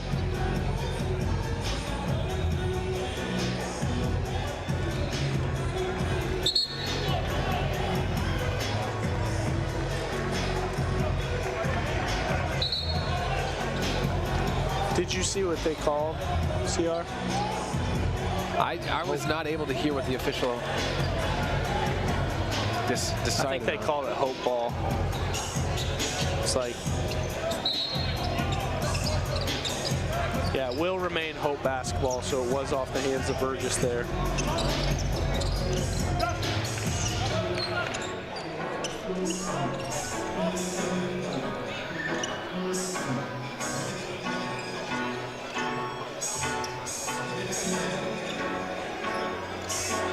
Coach Sherrod, White Kaiser just looking for a further explanation here in a game that feels like it might come down to a last possession. Ball's going to be in favor of Hope. So here's Hovey there, top of the key, gives up to Sanchez. What you talked about, I mean, in this time, Casey, can you be one that wants the ball in your hands? It's Sanchez again on the foul. College fouls number 1, Avery Sanchez, his third. Sanchez has 3 fouls here.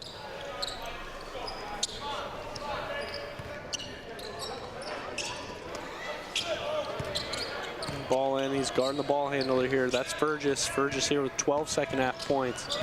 Coach Mitchell going to go to Werman there on the bench. Sanchez again on the foul. So they're now going to be in the bonus with 8 minutes to go. That feels huge right now. Yeah, it does. In a physical game, Hope not far from it with six fouls, but in a physical game, I mean, it should favor the team that shoots better free throws, right? Which would be Hope. See the frustration there. I mean, go out to Sanchez. Just a tough night. Tough for him to get going on offense. You do see better days ahead for him as well. And you never know. I mean, with 8 minutes to play, this might be the kind of game you need him to come in and hit a shot. I mean, time and again, just, young man, do not get yourself out of this game. Be ready to go anytime your number's called. Burgess, I mean, hot as a pistol this second half. He's got 14. What did he have at the half? 4? 0. 0? I'm pretty sure he had 0 at half. I mean, he was nowhere. He didn't even play in the first half. He's a starter here. Miller gives it up. Cargill left side. Gets the ball down to Hovey. Nice pass to Yant. And that's, again, the Hovey and Yant connection. For both them being bigs, but both being good passers is huge. Yeah. I mean, I wouldn't mind seeing Hope. Let's see where this goes. Yeah, that's every time. I wouldn't mind seeing Hope extend more into this full court man-to-man that they've done in the past. I think the game was just moving along better and in their favor. I felt like when it was at a higher tempo. Right, you see the replay here. Yeah, that's Werman. Both arms extended there on the foul. So we'll take a break after that. 7:30 to play here. Whitewater leads by 4 on the Anchor Network. If I do it, I'ma do it for the glory. Yeah, ain't nobody gonna do it for me. I kill it every day up in the morning. It's a blessing, so I do it for the glory. The glory, the glory, you know I do it for the glory. The glory, when I do it, yeah, I do it for the glory.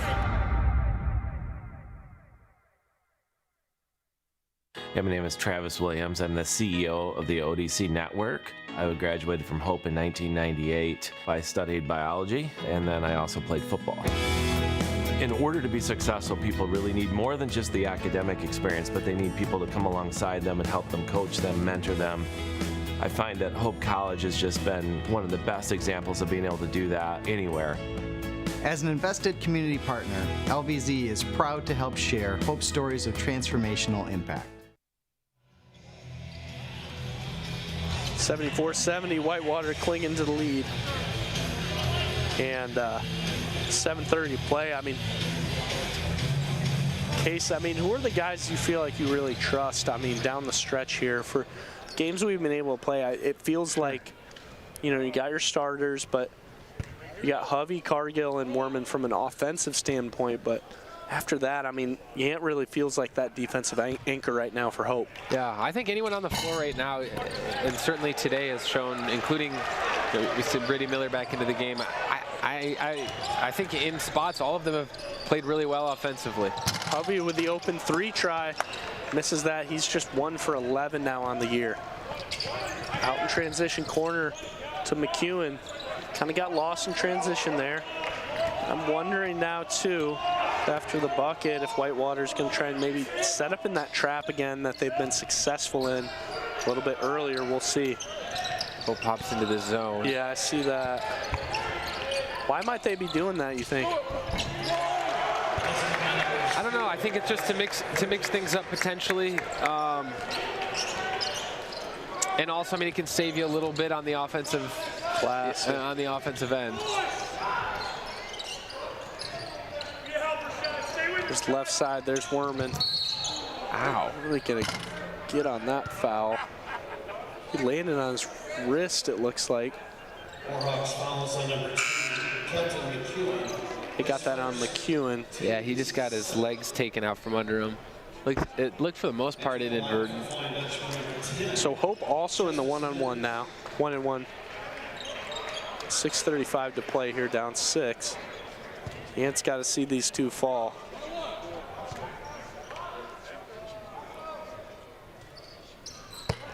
It's the first. It's hard to do after you hit the deck like that, get roughed up, especially in with your hands. It looked like he was holding that left wrist. We talked about making both. Right, and we talked that first half. Hope 9 for 15 at one point. Now they're 17 for 24. Wow, and a steal there by Hope. Hovey. How about this? Yeah. How about this? That steal by Yant, but what he did is he also closed off the defender as he followed through to give Hovey a good look. I love that. That's impressive. I noticed that, man. That was heads up. Heads up. Huge possession there. Madson beats him to the bucket. Fouled on his way up. Gosh, dude. I think we could see a lot of Madson at the line down the stretch. No kidding. I mean, if you're Whitewater, why not? I mean, he's winning off the dribble every play. And looking back in the game logs at well, I mean, he had a couple of his 25 to 35 point games were 15 free throws. I mean, comfortable at the lines, he misses the first. Here's the replay there. I mean, he's about to swarm. That looked pretty clean from Hovey. I don't know what you would want, what else you'd want him to do in that position. Hovey with 3 fouls here. He's got 18 points. Cargill still leading Hope with 19. How about Vergis? 16 second half points, man. Madson gets a second to go. Whitewater up 3 here. Coming down to these waning minutes. You made your way through those middle minutes. Now every possession really matters. Gives it up to Cargill. Great closeout there by Quast. Out to Hovey here. Trying to get on the same page with the nice pass. Good find. Oh. And I think so much of the defense has to pay attention when Hovey has the ball that if he is patient and he does keep his head up, he can really be a creator and facilitator, and we see a practically unguarded Justice Mims. A great cut. Wide open. Quast 3. Hadn't shot yet today. That one was way off. Worman here. This feels like a Worman ISO. We'll see what they do. Gives it up to Hovey. Left side Mims.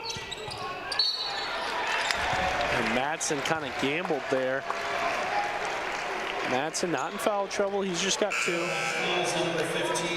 Still feel, I mean, he's walked his way into 15, and who is it back in the ball game? That's Marino with 4 fouls and 5 minutes to play. Yeah, they held on off as long as they could. It's going to be the 50th total free throw shot for the day. Wow. Very physical game here. Marino, I mean, interesting. I wonder if they would have thought that they could get through it with Rogers a little bit longer. Yeah. You know, because, I mean, you just don't want to be in a position where you don't have him defensively with 2 minutes to play. I mean, it just feels like a gamble, but one that they're going to live with.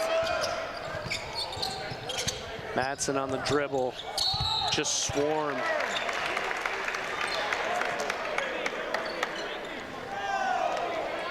Looks like that foul's on Mims.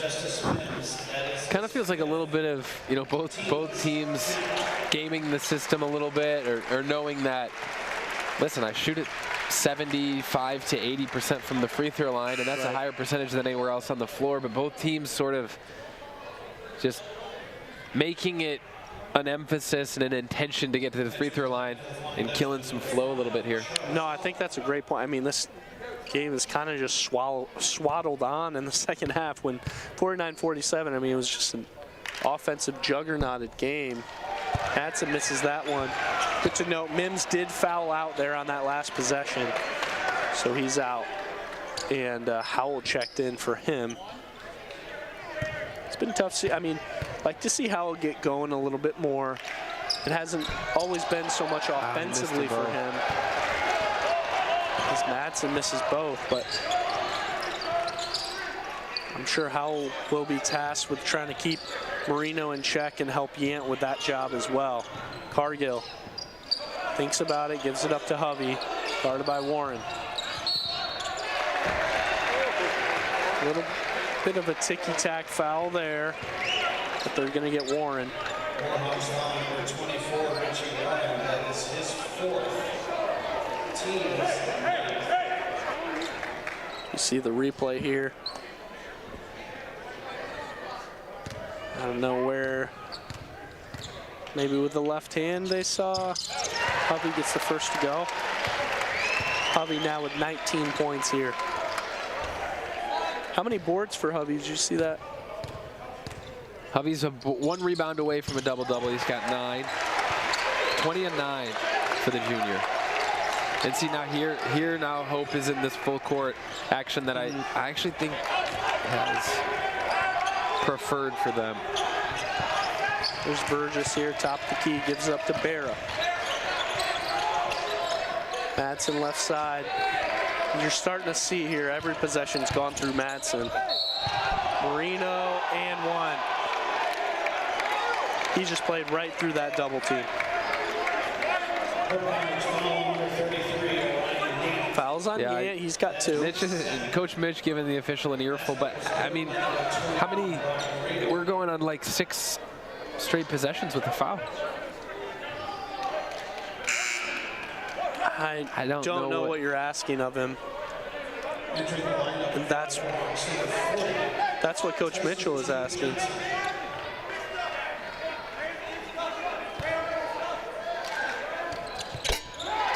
Gets that to go for the old-fashioned 3-point play. 80-78 here.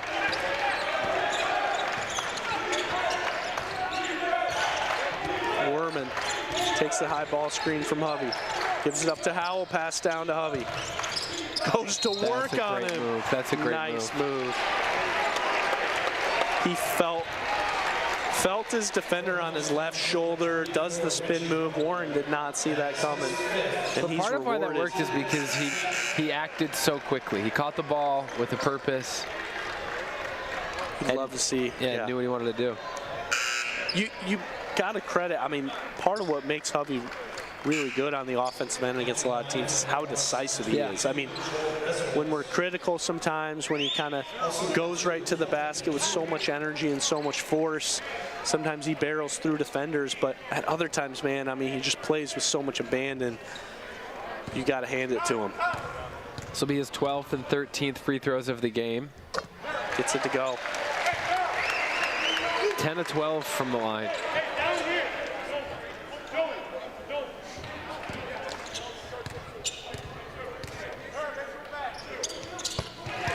Beautiful. Nothing but net. Not in an ADCR with 4 to play as Hope sets up in this trap. I mean, what do you predict here in these last 4 minutes? I mean, a steal by Cargill going the other way for 2. And Cargill now. I don't think we've seen the lead bigger than 3 here in the second half. So I expect this one to come down to probably whoever's holding the ball last. Wow, that was huge by Cargill. Here's T. Johnson. Gives it up there. Guarded by Howell. And you see some energy here for the Hope faithful. Right side, T. Johnson blocked!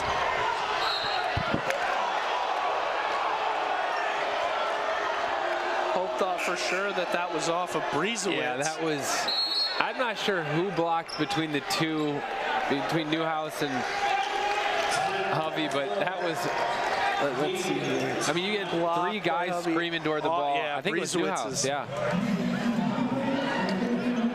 That's Breezewitz is out of bounds while holding the basketball.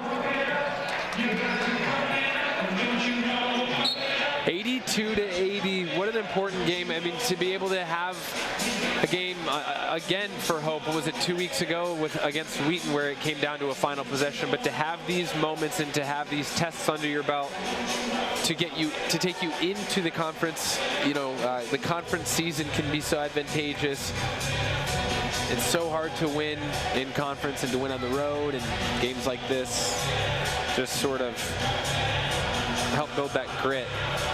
Absolutely. I mean, in case of being something that's like, 82-80 here for Hope. I mean, I think about the teams they played here, Wheaton, Elmhurst, who they lost to, but Wheaton, who they get the win, Platteville, now Whitewater. I mean, good basketball teams for them to be challenged by. As we look at the replay here, it looks clearly off of Breezewitz. I don't see how they're going to see anything else. He's the one that boots it last out of bounds. There's no other Hope hands near the basketball. But, as well cases, next, your opportunity after the holiday break, after Christmas on the 2nd and the 3rd to play Wash U St. Louis and say, this is a Final Four team. How good can we be? How do we mark up against a really good offensive team? Muskegon, who's also just like really disciplined and has a lot of NCAA experience on the roster. Yeah, those are 2 teams, and it's cool to Hope a handful of years ago went to Washington University in St. Louis and played them in the Division III National Tournament. That's a fun venue and some history between those 2 teams, Hope and Wash U. We'll see as referees still deliberating here at midcourt.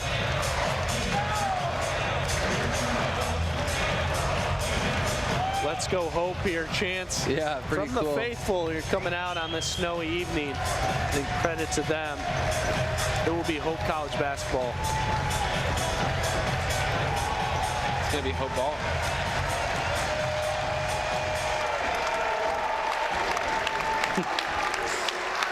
I think the fans growing a little impatient. I just love seeing Orion Yance smile, man. It just makes my day. The kid loves basketball.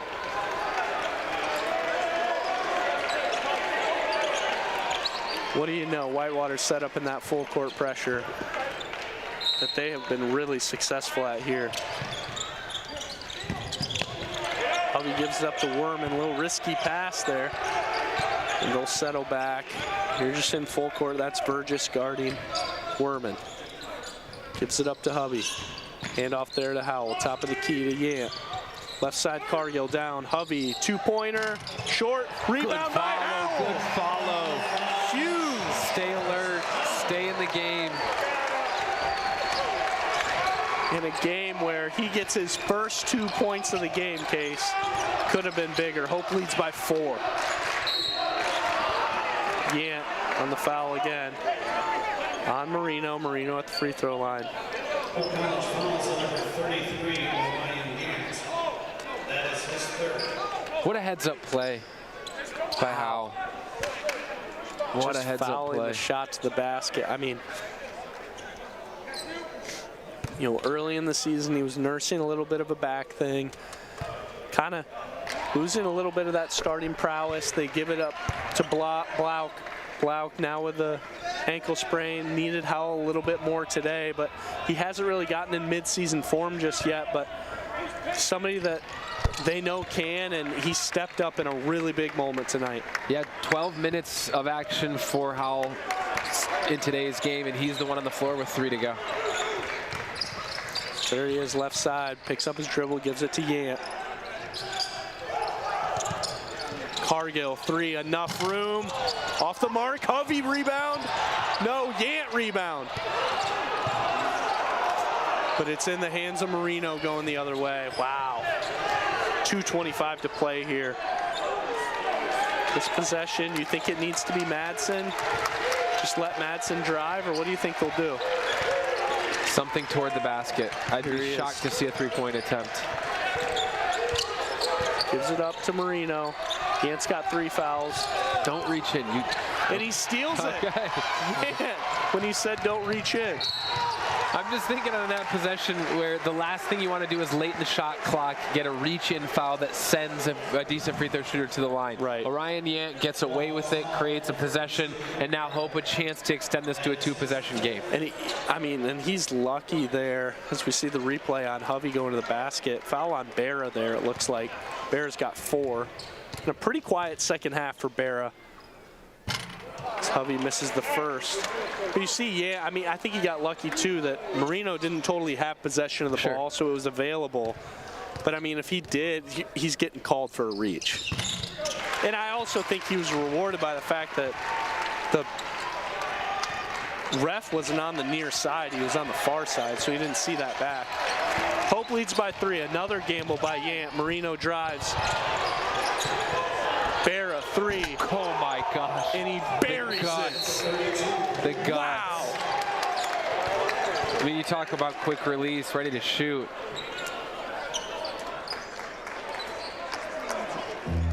Ref telling the Whitewater players to stay on their side of the court. It's going to be a timeout. What a big shot. Wow.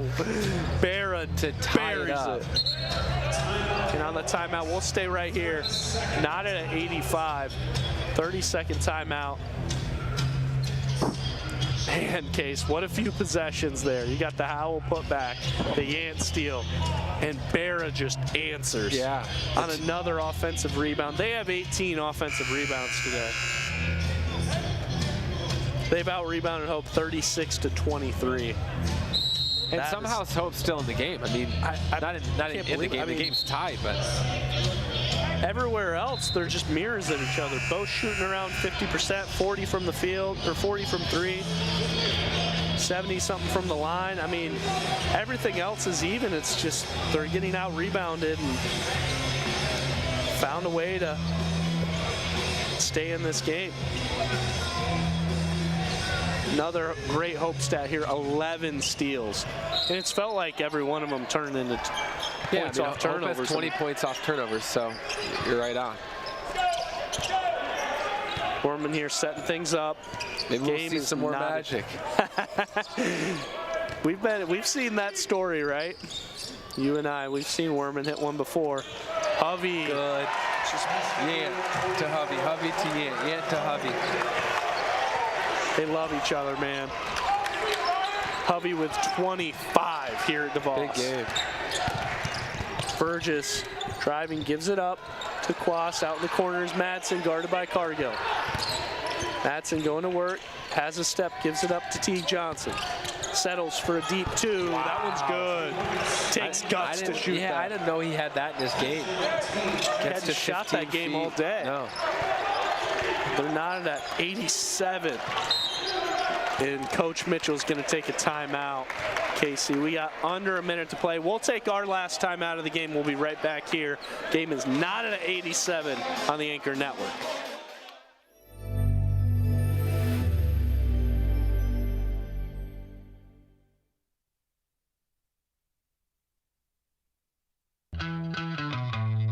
It's no secret. The best way to learn about Hope College is to spend time on our campus. The Hope admissions team invites you to a personalized visit experience you won't forget. Located in downtown Holland, Michigan, our historic campus is close to shopping and dining and just 10 minutes from Lake Michigan. We invite you to check out our campus tour options or sign up for an online tour with the Hope admissions office. There's never been a better time to see Hope College. Visit us at hope.edu/admissions. CR. Here we are, not at 87. Let's start with Whitewater. If you got a possession each here, I know it's going to depend on how that first one goes, but I mean, let's just say tie ball game for either team. Yeah. What's your look if you're Whitewater? I think anything down low, anything in the paint, the officials have been so, I think, whistle-friendly that I think it's in your best interest to trust your team from the line, really in both instances. And I think if you have to move outside of that, I think anyone on both rosters today in a game in the 90s has showed they're capable of scoring. Obviously, you know, it's in Whitewater's best interest probably to get the ball in Madsen's hands, but you know, also an advantage down low with Marino. For Hope, I don't know. I like anything. I like Marcus Warman with speed, with action at the rim. You've got to be able to trust Cargill in the event that help side is strong enough and he's left open. Good things have happened today for a lot of players, and we'll see how it finishes. Howell with the basketball, gives it up, gets it back to Werman here with 10 to play, and they're just going to let this play out. High ball screen action for Werman. To the bucket, yes! Werman! What a play! Wow. In a game where he wasn't needed, he comes through. Here's Whitewater, Madsen, 2, off the mark, rebound Hovey. Gives it up to Werman now, 17 to play. They're gonna have to foul here, and they do. Wow, Marcus Werman, special. Let's go back. We'll get to Werman. That possession there by Madsen, you thought maybe a travel there. He had an open look. It's just not a shot that he's really hit yet today. Man. I mean, the way that Marcus was able to avoid defenders here in the paint, he starts with the ball on the left side, moves it away to the right to avoid the first defender, back to the left, and he does all of that while he's in the air. That's an elite finish. Elite finish by Marcus. Misses the front end. Needs this one like air.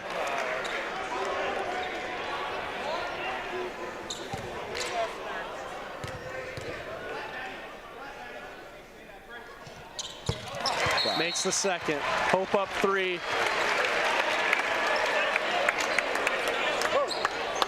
Let's see who. Hope calls timeout. Discuss their defense. We'll stay right here. Wow. I mean, anything else to say there on the other end with Madsen? I mean,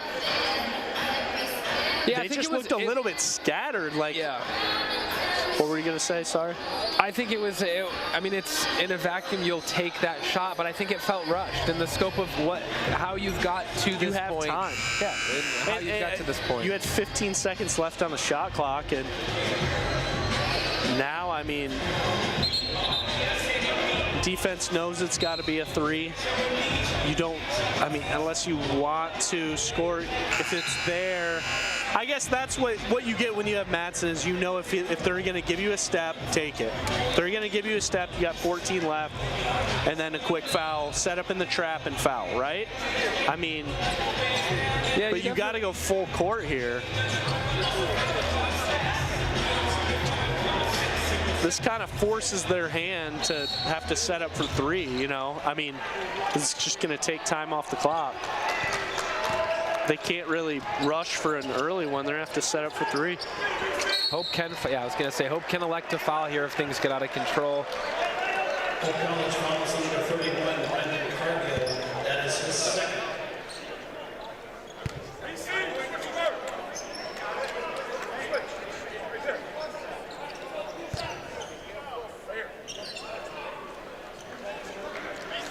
So Madsen at the line here, 7 to play. You're going to have just enough time if you're Whitewater to maybe trap if both free throws are made. You're going to get one good look at a steal on a trap. And then from there, it's Hope's got to do everything in their power to get the ball in one of the guards' hands. Surprised you don't see someone like a Brady Miller come into the game here, another great free throw shooter for Hope.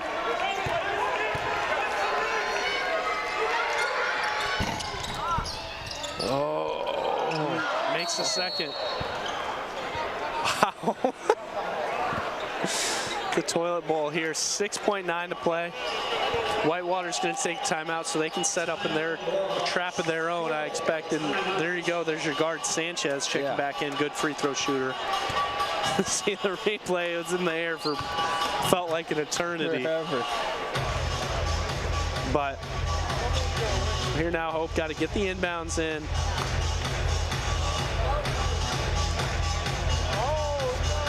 Man, what a game, Case. We break this down. Yeah, and listen, I mean, it's a game that you have a lengthy amount of time off between now and the next game with Christmas break for the students, and it was an opportunity for Hope and Whitewater to totally empty the tank, right? You have nothing that you're holding back. You're going to get plenty of rest and recovery in the week and a half ahead, but for Hope, just an inspired effort.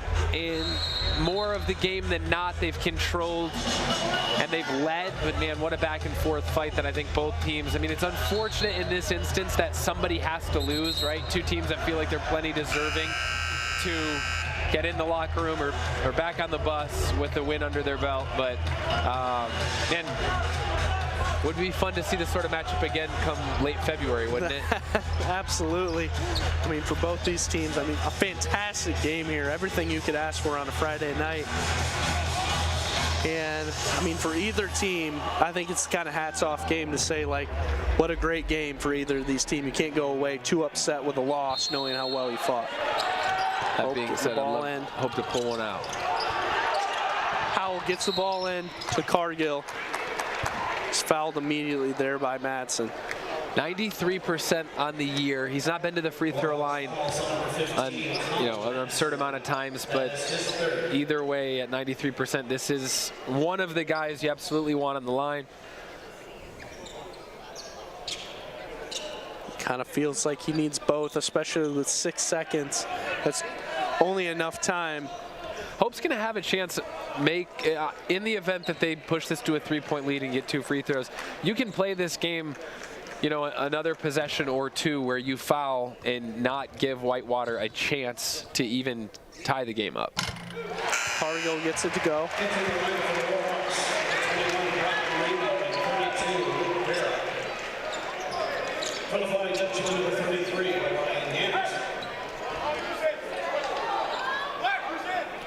Both teams getting their subs in, it looks like. So that's, imagine it'll be quick possession in to Barra or Madson, really. No timeouts left for Whitewater. Gets a second to go. So now they got to go. Got to be a 3 here with 6 to play. Hope's going to pick that off. Barra gets the ball into Madson. 4 to play for 3. Yes! Madson! Oh my gosh. Wow. In a game.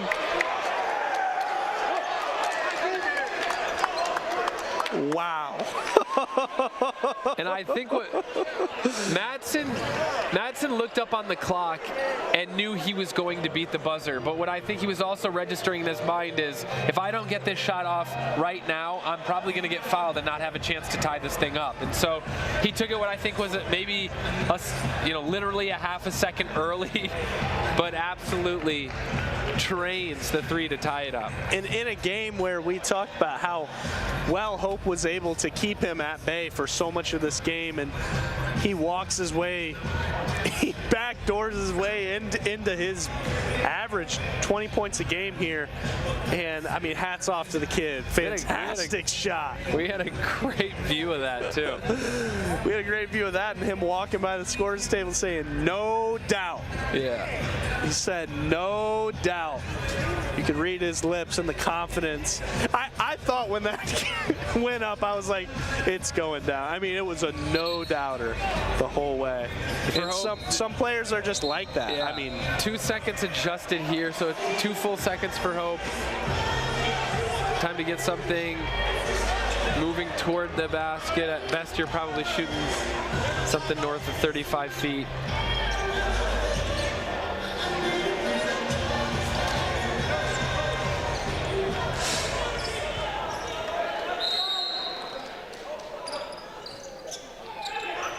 Ball in and stolen by Vergis for 3. Oh! And he gets it to go. Holy wow.